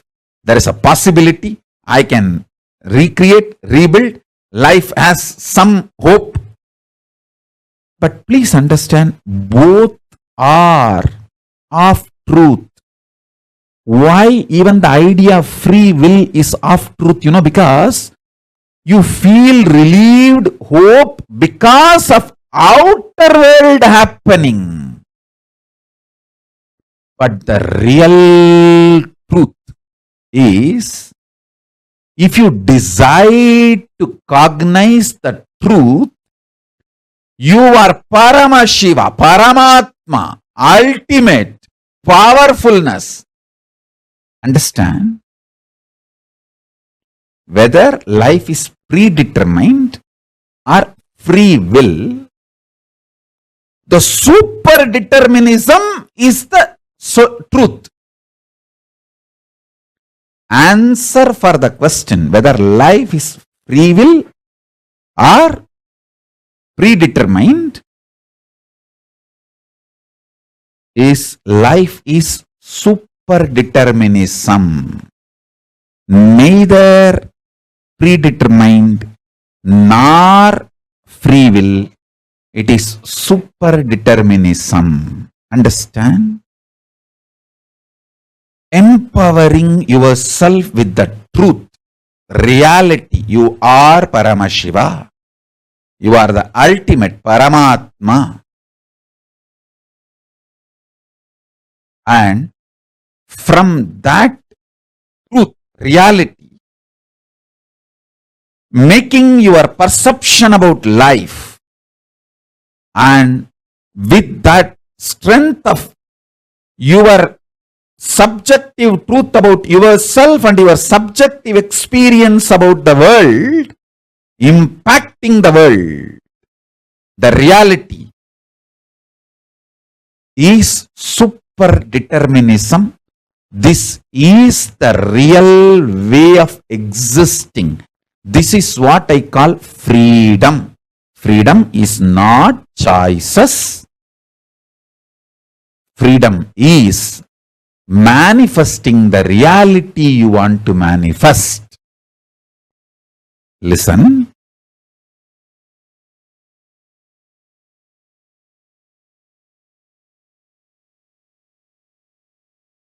When you subjectively decide to cognize the truth you are Paramashiva, you will see that super power of coincidence place in your life, and you manifest super determinism. I give you two methods for you to achieve the super determinism. One,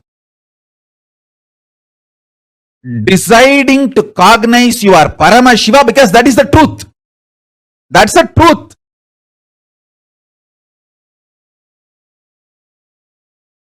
And face your inner space, your perception about life and the life reality itself. With this truth, I am Paramashiva. This is what is having power over now. Life, reality. That's first. Second, always tell everything to your Atmamurti. You can pray, you can cry, you can express your frustration, you can express your joy, you can express your gratitude, you can even fight. Do everything with your Atmalinga and Atmamurti. Everything. Continuously talking to your Atmalinga and Atmamurti will give you the power to manifest what you want. Shakti. And Buddhi to change wherever you need to change. Above all, Bhakti. The romantic existence with cosmos. You will get all three. Constantly talk to Atmalinga and Atmamurti. Listen.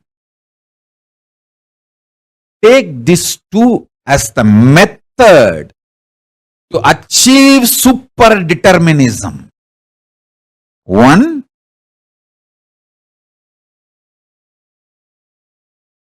decide to come to the powerful conclusion you are Paramashiva because that is the truth.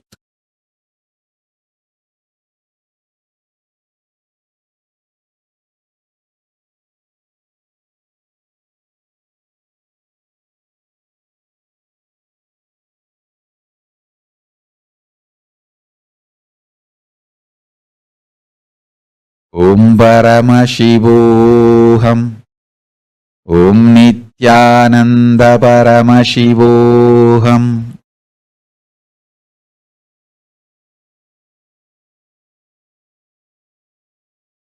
Second, continuously talk to Atmalinga or Atmamurti. You can offer your prayers. You can talk even casual things. You can express your love, gratitude, even anger. You can fight. You can express your frustration. You can do anything you want.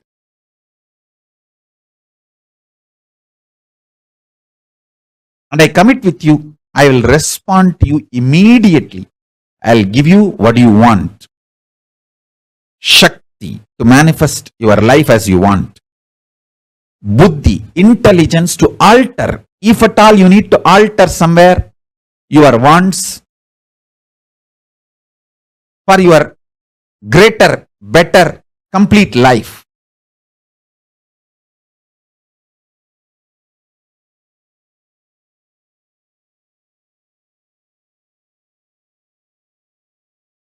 And above all, bhakti, a life positive, joyful connection with life, reality, cosmos, with everything, with yourself, with world, with God, everything.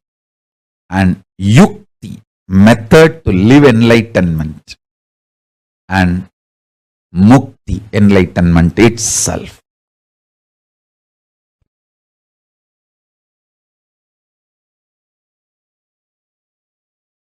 The true experience is when you decide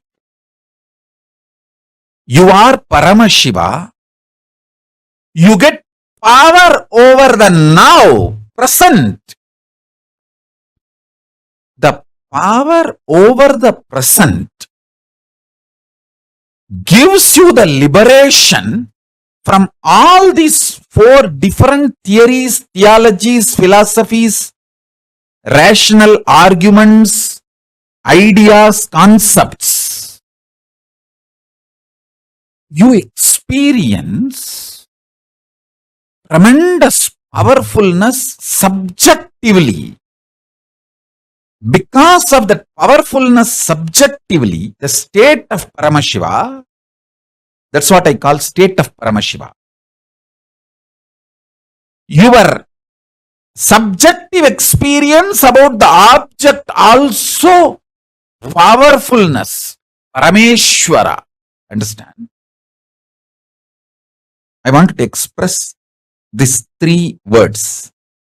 Your subjective experience of your subject, your subjective experience of the object, and the object, reality as it is. Understand this three words. Your subjective experience of your subject, yourself, your subjective experience of the object, world, and the world, the object itself. In these three, if you empower the subjective experience of your subject with truth, that truth makes your subjective experience of the object also powerful. When this two component of you becomes powerful, it impacts the object and makes what you want to manifest as life. This is the experiential reality of super determinism. Everything else is a delusion, false. You cheating yourself, you deluding yourself with any kind of argument.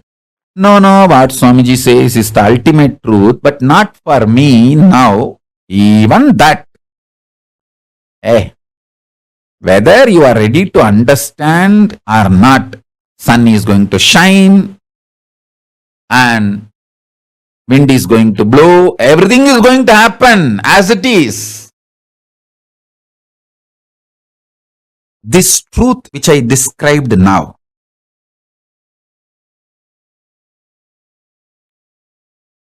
I'll explain the next level. Listen. Super determinism means empowering your subjective experience about you, your subject, with the truth you are Paramashiva. Paramashivatvamasi. You are Paramashiva. Empower your innermost subjective experience about yourself consciously. You are Paramashiva because that is the truth. And from that powerfulness, analyzing your subjective experience about the object, world, understanding everything happened in your life is just to trigger this enlightenment in you, trigger this awakening in you. Even the grahas, there is no graha, bad graha. There is no time, bad time. Only to remind you about your great truth the grahas act. When you don't want to be reminded to live the higher reality, then no other way, the grahas has to make you understand. All grahas focus on awakening you. They are all working sincerely for your inner awakening. Understand?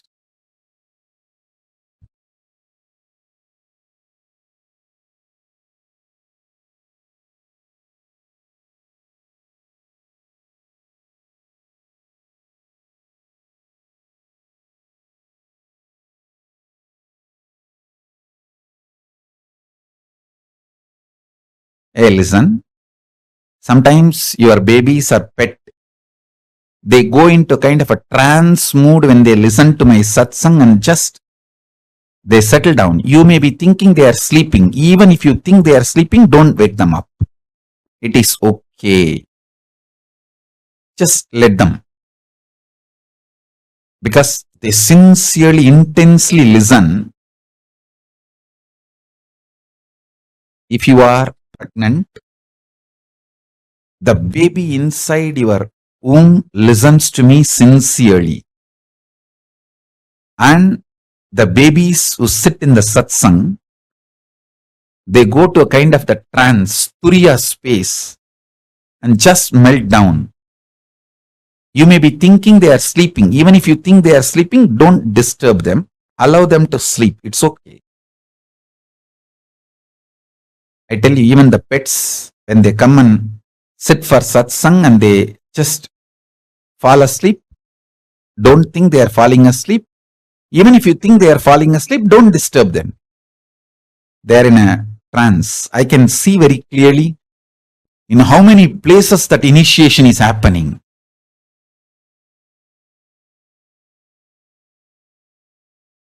When initiation happens, so many people react in a different way. Babies go into the trance of turiya. So all of you, allow this initiation to happen inside you and to everyone around you. If you have pets and kids, get them to satsang. Even if they sleep during the satsang, don't worry. Let them be there. Because these great truths, they get inside the system and become bio-memory. It becomes just bio-memory. Listen. Now listen to the next truth. See, whenever the objective reality impacts your subjective experience about the object and damages your subjective experience about the object, that damage, when it gets overloaded, impacts your subjective experience about the subject itself. That is what I call you gaslighting yourself. Nobody gaslights us. Understand? Nobody can gaslight unless we allow the gaslighting. Whether gaslighting or enlightening, it's your responsibility. You allowed gaslighting of the society. So allow my enlightening.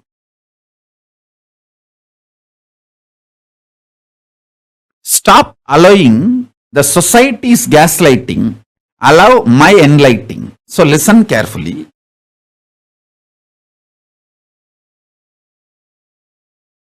Subjective experience of the object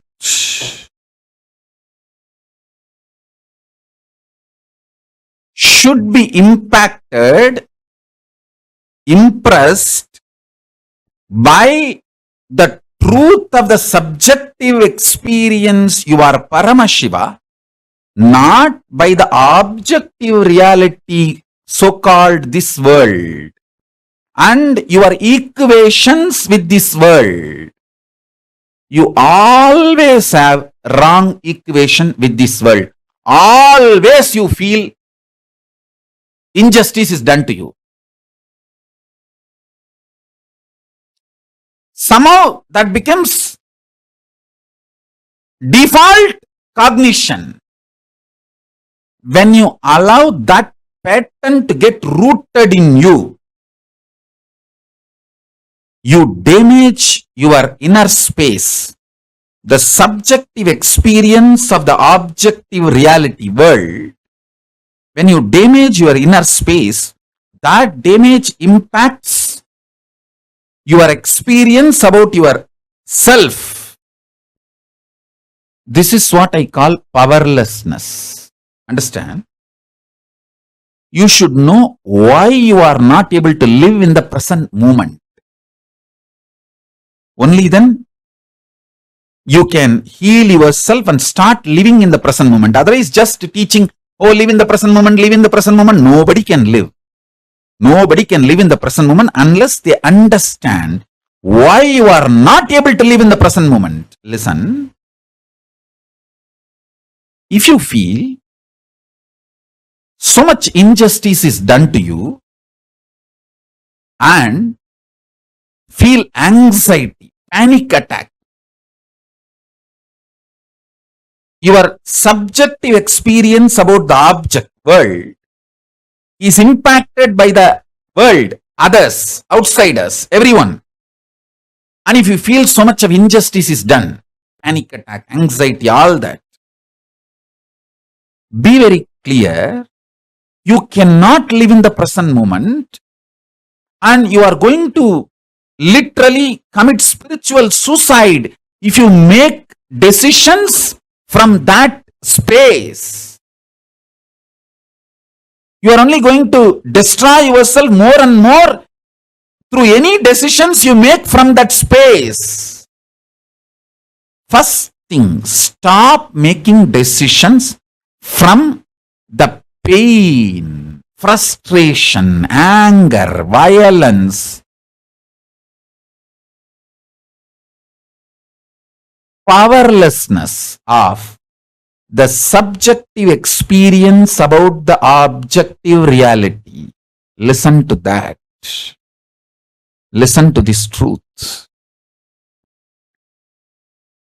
More and more decisions you make out of the painful inner space, deluded inner space, the inner space which is hurt by the outer world, the inner space which you allowed to be hurt by the outer world, with the idea there is injustice done to you, or the subjective reality impacted by the objective reality, the objective world, due to sometimes you blame an individual person, or sometimes you blame a situation, sometimes you blame the ecosystem, sometimes you blame the whole world. Whoever you may find, blame or not blame, sometimes you will even blame yourself. Even that is wrong. Blaming yourself is not something cute. No.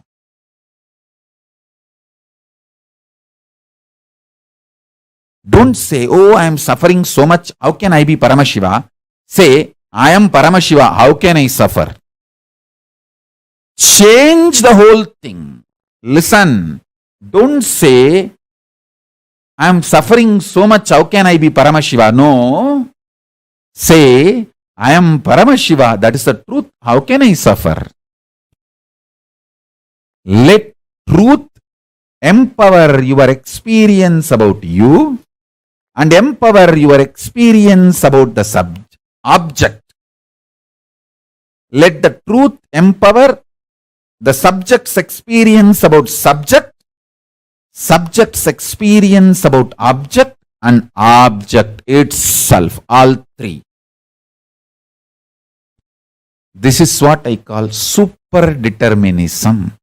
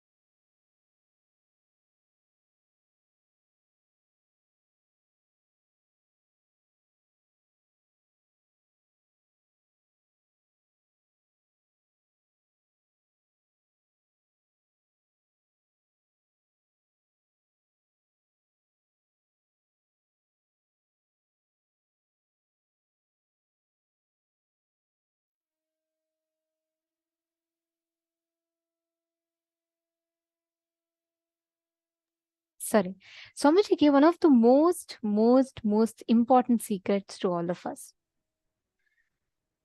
The life is neither predestined nor it is free will. Life is super determinism. It manifests as per your conscious will. When you declare from the understanding that you are Paramashiva, life manifests. And one of the best cognitions that was a takeaway for me was when Swamiji was saying, do not ask, I'm suffering so much, how can I be Paramashiva? Ask your suffering, I am Paramashiva, how can I suffer? That is the key difference. Most of the times, we beat up ourselves, our individual will, by constantly saying, oh, I suffer, I'm not manifesting. I'm not manifesting the powers. I'm not manifesting whatever I want. I'm not able to get through to my job still. I'm not able to influence the people around me. How can I be Paramashiva? Instead, ask your suffering. Hey, I am Paramashiva. Whether it is my experience or not, Swamiji told I am Paramashiva, which means I am Paramashiva. How can I suffer? Asking your problem. Swamiji gives this as a formula. One of the best formulas for life is this. Do not show Swamiji how big your patterns are. Show your patterns how big Swamiji is.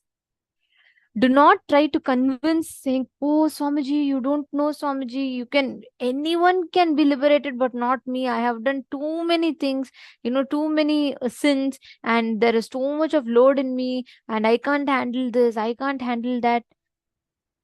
Do not show Swamiji how big your problems are. Show Swamiji, show your pattern how big Swamiji is. Show your problems that who is Paramashiva. That is the key difference. One of the most important aspects. This is the key for success. This is the key for super determinism. We all constantly chase behind. We say, whenever we fail in things, what do we say? We say, oh God, this is how it was all meant to be. I think this was destiny.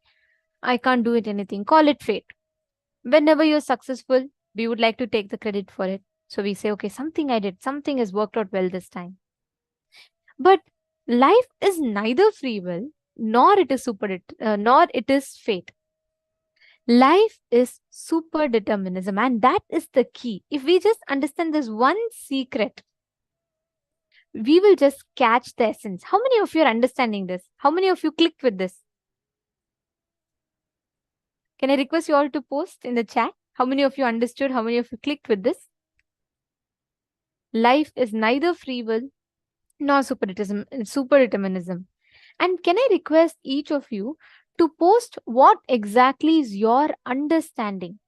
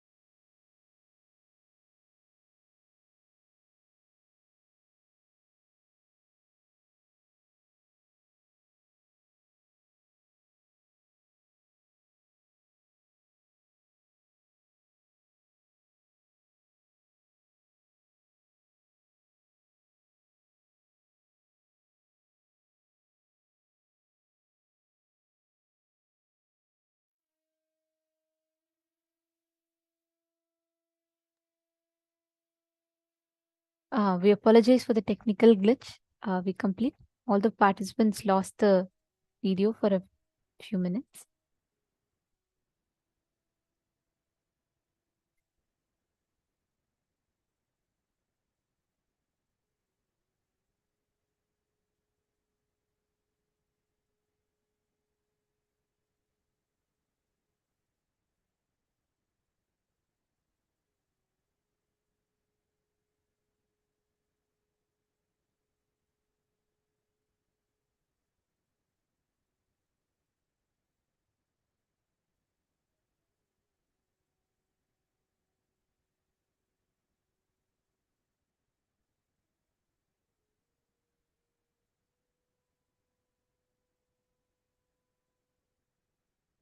We apologize for the technical glitch for all the participants and hope all of you are able to see us and hear us clearly now.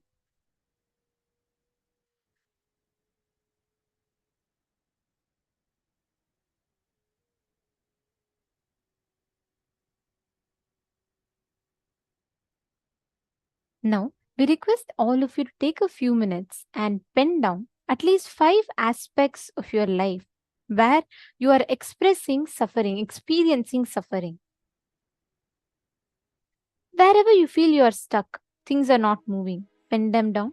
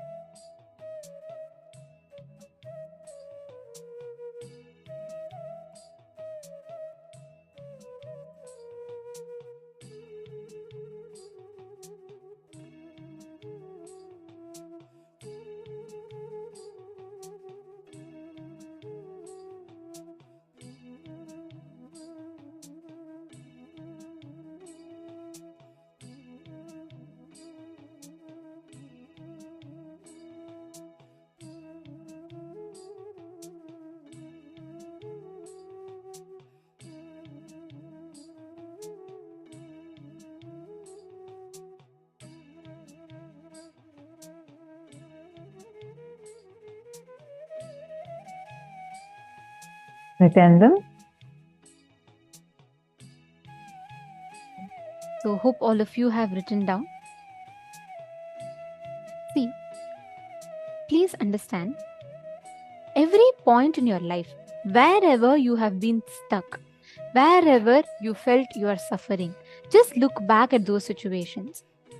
Identify. In most of the places, the first thing we all do, which completely messes up our way of functioning in life, is we think, always we say, we start beating up our will instead of aligning our will to Paramashiva. You start saying, oh, things are not happening properly. I know life is going to be like this.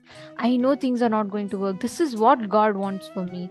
We start talking, we start beating up our will. We start showing the Paramashiva in us how big the patterns are instead of showing the patterns how big Swamiji is. Every time in your life you've been, all of you have written down the situations where you have been stuck and you've suffered, right? Just look back. In all those situations, you keep telling that yourself that, hey, this is so big, I can't deal with it. I am not capable. This is how it is going to be. You constantly keep bringing that suffering in your inner space. That is exactly where, that's the exact point where you start putting yourself in delusion.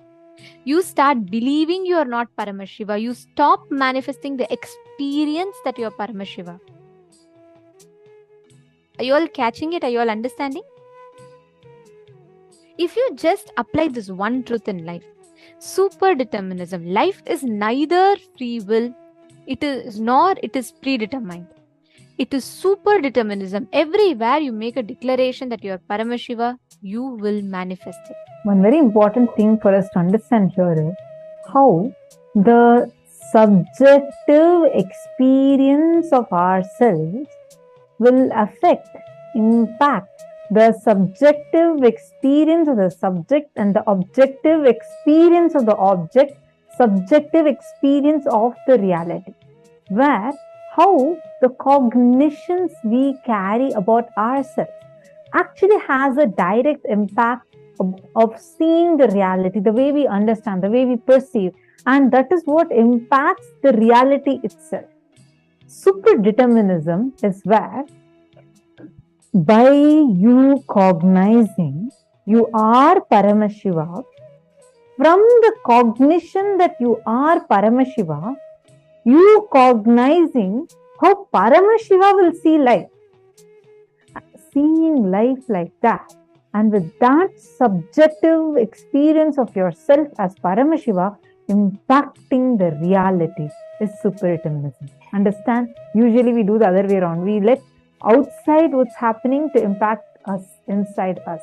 Here Swamiji is saying something different. Swamiji is saying, impact the reality by impacting by your inside you, what you feel inside you about you, by impacting the reality with that powerful cognition. Say, I am Paramashiva, so let this happen, and manifesting that. That is using super determinism in your life. You establishing yourself in super determinism whenever you have some high, like you feel like everything is happening the way you want. We claim that, okay, everything is as per our free will. It's our individual will. That's why, look, whatever I want, I'm able to do it. But when it does not happen the way we want it, we're like, this is not going to work for me. I don't think this is going to work out. How many of you are able to see this in your life? How many of you are able to see that many times whenever you're in your high, meaning like things are happening, everything is as per you want, you feel happy, you feel like, yeah, everything is as per my will, I can do it. But suddenly something like an accident happens. Something that you did not foresee has happened. Something unprecedented has happened to you. Immediately, all that confidence just collapses. You remember your past incompletions. You feel like, yes, I was right the other day. I knew all this is only temporary. If I'm happy, how many of you had this habit that you're happy for a period of time. You're enjoying.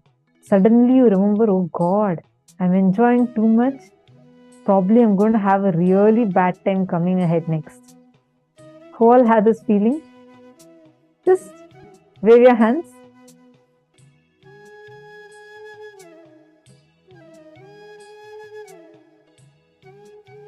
Okay, I see a few of you waving. Now I see many more. See, why do you think we have that? We feel deep inside us, we believe whenever something we are so happy, excited, there's a deep fear in us about what unprecedented suffering is going to come up next. That is because your mind feels deep inside that everything is predestined. Everything has already been written. They call it in Kannada as Hanebara, or you call it as fate. They'll always show like this. What to do? This word is written in my head. Understand? Especially if you're from an Indian family, definitely would have heard this from your parents or any one of your friends. You hear it as a common vocabulary. Right? Because we believe inside us already some fellow sitting somewhere in the heaven has conspired against me and written my life like this. He has planned all these things and already wrote my life. That is why I'm suffering. And you blame the poor God and put all the blame on him. And whenever you feel you're successful, you say, I did it. You know how much of hard work I did. It's my intelligence or my hard work. Now I look what I got. See, this is how currently we are. Why, Vani, you're laughing so much? You're clicking with it? See, understand. Now, all of us are just going like a pendulum. We say sometimes life is all free will. Sometimes we say, no. Somebody sitting somewhere has conspired and written my life like this. It's all my fate. What to do? That's why I'm having this. Neither of these are right cognitions nor complete. Understand, every moment you are writing your future. This moment decides how your next moment is going to be. This can be understood on multiple levels. But one thing you need to understand, Swamiji does not stop us just with this one. Swamiji goes even deeper. Swamiji says, whenever, let us say you have been living a very bad life, you already, it's not that always you are established in powerful cognition. We go through our ups and downs, we go through all kinds of imbalances. Swamiji says, if the moment you realize, if you declare that I am Paramashiva, from the cognition that I am Paramashiva, see how Paramashiva will see life. Listen, Swamiji is not saying just declare. See even the life, the way how you see, how will Paramashiva see? Paramashiva will see everything as his own see. He is manifesting it. And from how Paramashiva will see, use that as your powerful cognition and in fact, make the reality the way you want. That is super determinism. This is much deeper than just our normal understanding of manifesting our reality. It is coming in a much, much deeper level where you declare, I am Paramashiva. From the space that I am Paramashiva, I am declaring and let this happen. There's a very nice story Swamiji says how one disciple goes to the master and the master says, everything is consciousness, Brahman. You are Brahman, that house is Brahman, the tree is Brahman, Everything is pure consciousness. And he gives this as a teaching and tells the disciple, okay, you go for today and come back tomorrow, I'll continue. The disciple says, okay. And the disciple goes. And as he is walking, he sees that mad elephant is running and coming. Everyone are moving away. It's a marketplace. Everyone are running, pushing each other and running and announcing the whole place. All of you run, run, run. There's a mad elephant running and coming this way. They've already killed 2 people there. Don't stand in its way. Move, move, move. This fellow says, no, my guru has told me that that everything is Brahman. So that elephant cannot hurt me because that elephant is also Brahman. I am also Brahman. So he goes and stands there. And the elephant runs and comes, takes him in the trunk and throws him away. And this fellow is badly hurt. He goes back to his master and cries to his master. What is this, master? You told me that everything is Brahman, everything is consciousness. I told the same thing to the elephant. Why did the elephant throw me off? The master says, see, I told you, but I had not finished the lesson yet, and it has not yet become your experience. Only when it becomes your experience, the truth will manifest for you. This is a normal way if you're a Vedanti or like where you're learning from a guru who is even an enlightened being. But for us, it's completely different. Swamiji said, being Swamiji's disciple, you don't need to have it as your experience. You can go and stand in front of the elephant and declare, whether it's my experience or not, it's my guru's experience. I put that in front and now I declare, elephant stop. Elephant will simply stop. Understand, that is super determinism. Even when it is not your experience yet, you may not have cognized it.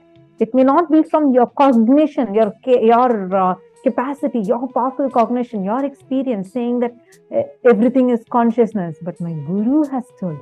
My guru told that I am Paramashiva. From that strength, I am declaring, let this happen.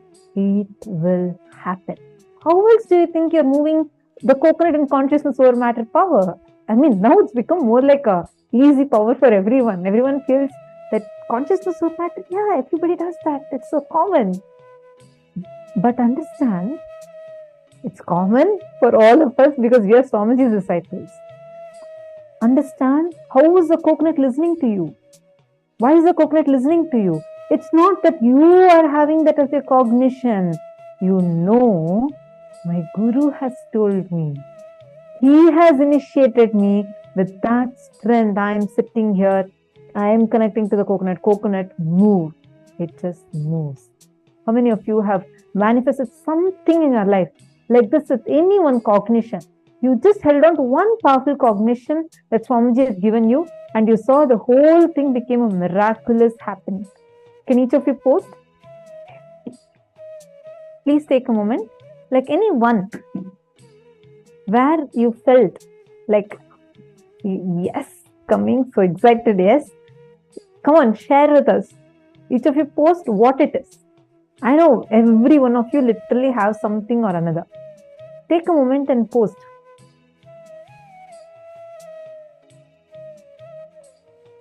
Any one thing where like a miracle, just by a declaration you were able to manifest it. Actually, Swamiji tells this is what is called as the Nithyanandite way of thinking, which means even if it is just mechanically, just declare. Even if it is just something that's mechanically happening, declare. You will see the kind of an impact it will have in your inner space. Because whether it is your experience or not, by the power of your declaration, the reality will manifest. Because what you are deriving from is Swamiji's experience, putting his Atma Pramana as your Sakshi Pramana and standing there will make it your Pratyaksha Pramana. It will make it your experience. So just understand this one simple truth. you will know what exact experience you can have.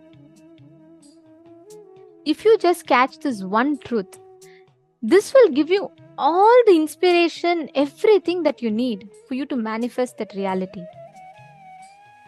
And Swamiji calls this only as self-drive. See, when you have this as a cognition, right, you don't need motivation, inspiration, anything from outside. It will be your experience, and because it is your experience, you will manifest it. Because you are declaring, you will manifest it. That is the power, that is the strength of making a declaration from your inner space. When you think like this, when you think whether it is my experience or not, I am not waiting for it. I know it is Swamiji's experience, and he told me, and because he told me, that is a reality for me. Swamiji tells this becomes an inexhaustible resource, source of inspiration for you. And when this starts driving you, that is called self-drive, where you're not dependent on any external resource for inspiring you. Let us now listen further from Swamiji on what is self-drive.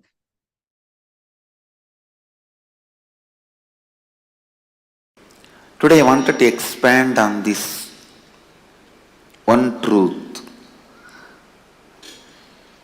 Hridaya Guhya Tahara Vidya. In all of us, please listen, in all of us, there is a strong cognition which is spontaneous for us, which forms the core of our heart, core of our being. Hridaya Guhya, which is cherished in the cave of the heart. For some people, I am this body is the Hridaya Guhya Tahara Vidya. They function, think, do everything with that understanding. I am this body from morning till night. Painting and cleaning externally and internally takes the whole day. Internal washing, cleaning, filling.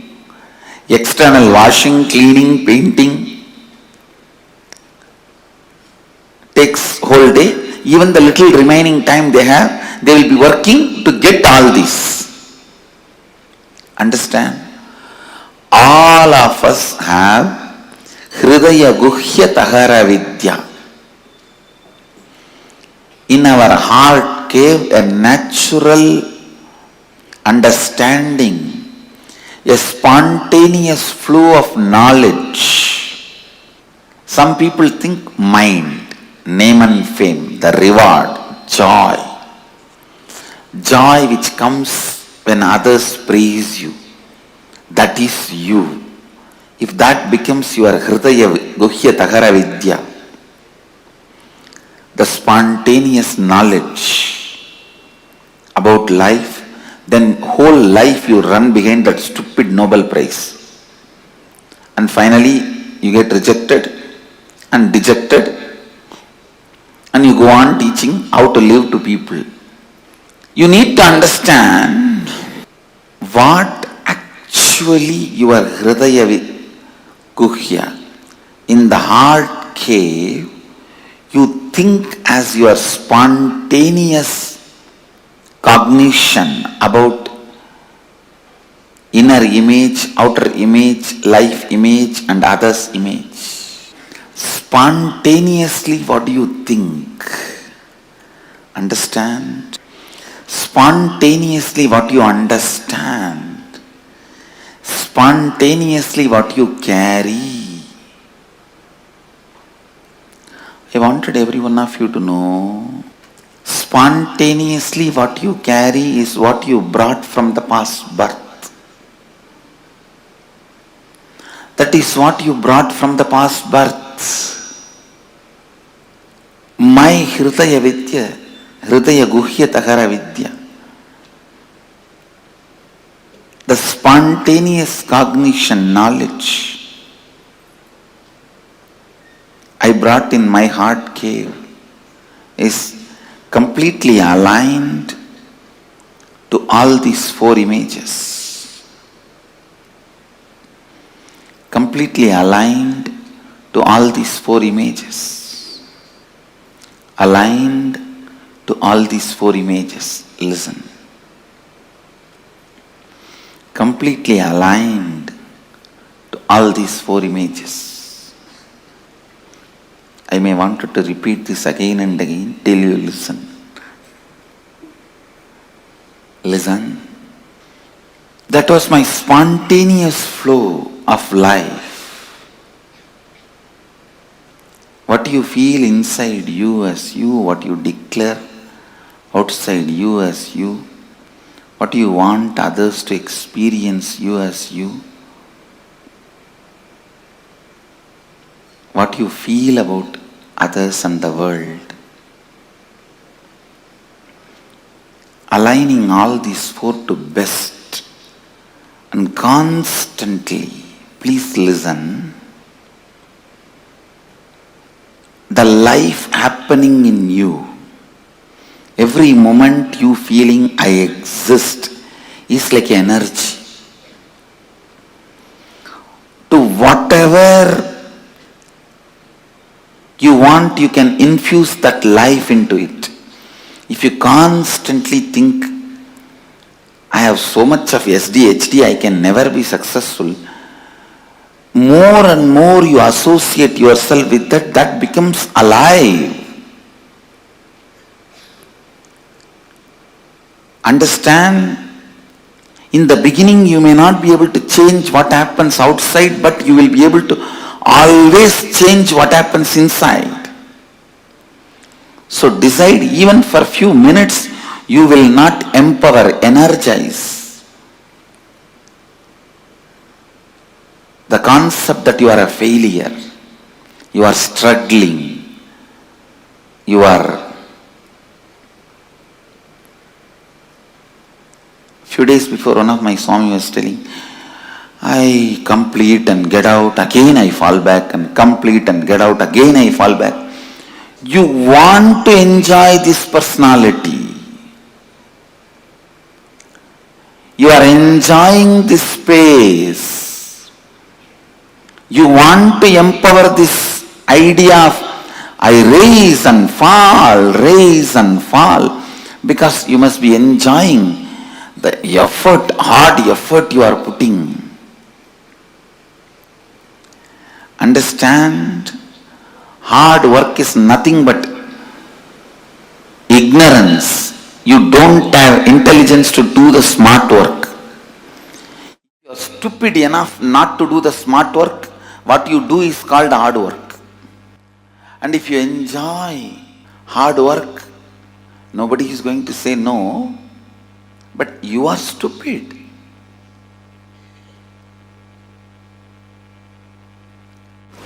Why will you complete yourself and then come out again, fall into the same ditch and complete yourself and come out? Because you empower that cognition. I am struggling, sincere, seeker. Because you set a standard to yourself. Long ago, at least I will be a good seeker. Whether I achieve it or not, who knows? I don't think I can achieve. That and all is not possible for me. But I'll be a good seeker.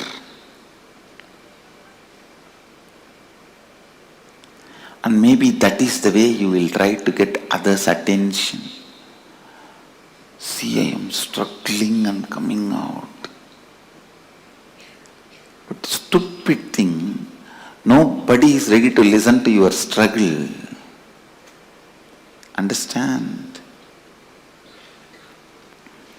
How much ever you try to decorate your struggle, nobody is ready to listen to your struggle unless you win the game. Only when you win the game, your struggles are garlanded, respected, worshipped. Your struggles by itself has no respect. So decide to win the game now. See, every moment your life empowers some cognition. Either, see, all these different cognitions. I am struggling. I can't achieve it. I can achieve it. I have achieved it. All these are just various cognitions, various balloons. You can fill the gas in any balloon. Your life is the gas. You can fill the gas in any balloon. Why do you want to waste your gas into that stupid balloon? I am struggling. Complete it. Get rid of it. I have achieved. Fill the balloon of I have achieved. Then what is the qualifications of achieved? Person who has achieved? Always be aligned. This aligning, I wanted to expand on this little deeper. Morning when you wake up, just ask yourself, an authentic person who lives Advaita, how he will wake up? He will just wake up like Mahadeva and bless the world. How he will shower himself, clean himself gracefully. What he will do next? Whatever I am doing, is it aligned to my identity which I want to build as my inner image, which I want to show as outer image, the other's image and life image, which I want to take the responsibility for? This aligning, the moment you decide, yes, this action has to be done if I want to have this outer image. After that, no conflict, no question of conflict, no question of contradiction, no question of anything else. No question of conflict, no question of contradiction, no question of anything else. In all of your life, what you want to build, clearly decide now and always align your actions to it. That is what is spiritual practice. In my case, I came with what I want, all these four clearly, and always my actions were aligned to it. That is why I claim born enlightened. Understand? The Hridaya Guhya Tahara Vidya was very clear.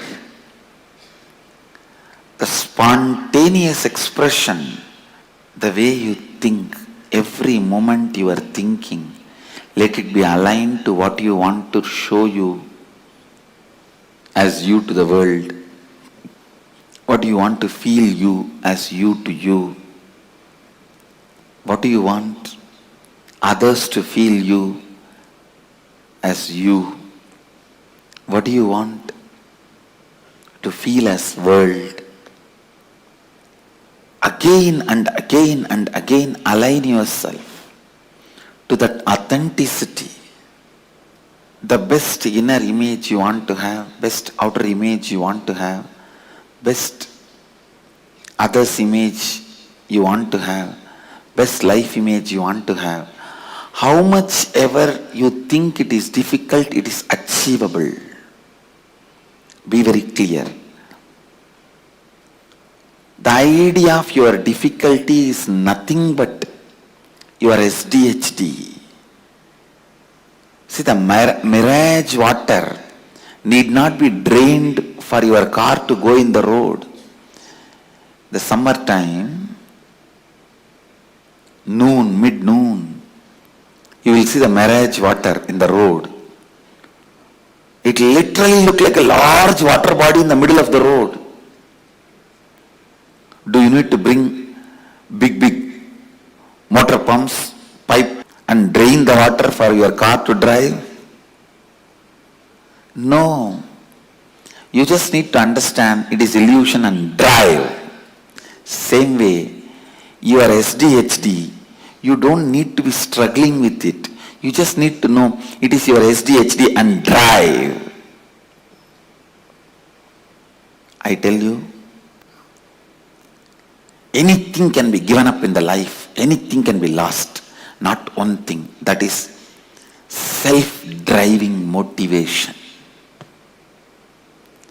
Just if that is maintained, everything is done. The high self-drive, in anything you take it up. The high self-drive is life. Not having the high self-drive is death. That's all. That's all is life. Whenever in your life you lived with high self-drive, you are alive. Whenever it was lost, you are dead. Whenever you had high self-drive in your life, you were alive. Don't remember the moments of money as important moments in your life. Don't remember moments you have been rewarded, awarded as the important moments of your life. Don't keep those stupid photographs of your graduation, your lottery winning, in your house as your important moments of the life. No. When that stupid cap was put and that certificate was given in your hand, you become intelligent. Don't keep that as a memorable moments of your life in your house. Whenever you had a high self-drive, those moments are the most memorable moments of your life. Keep them as the memorable moments of your life in your house. I tell you, high self-drive.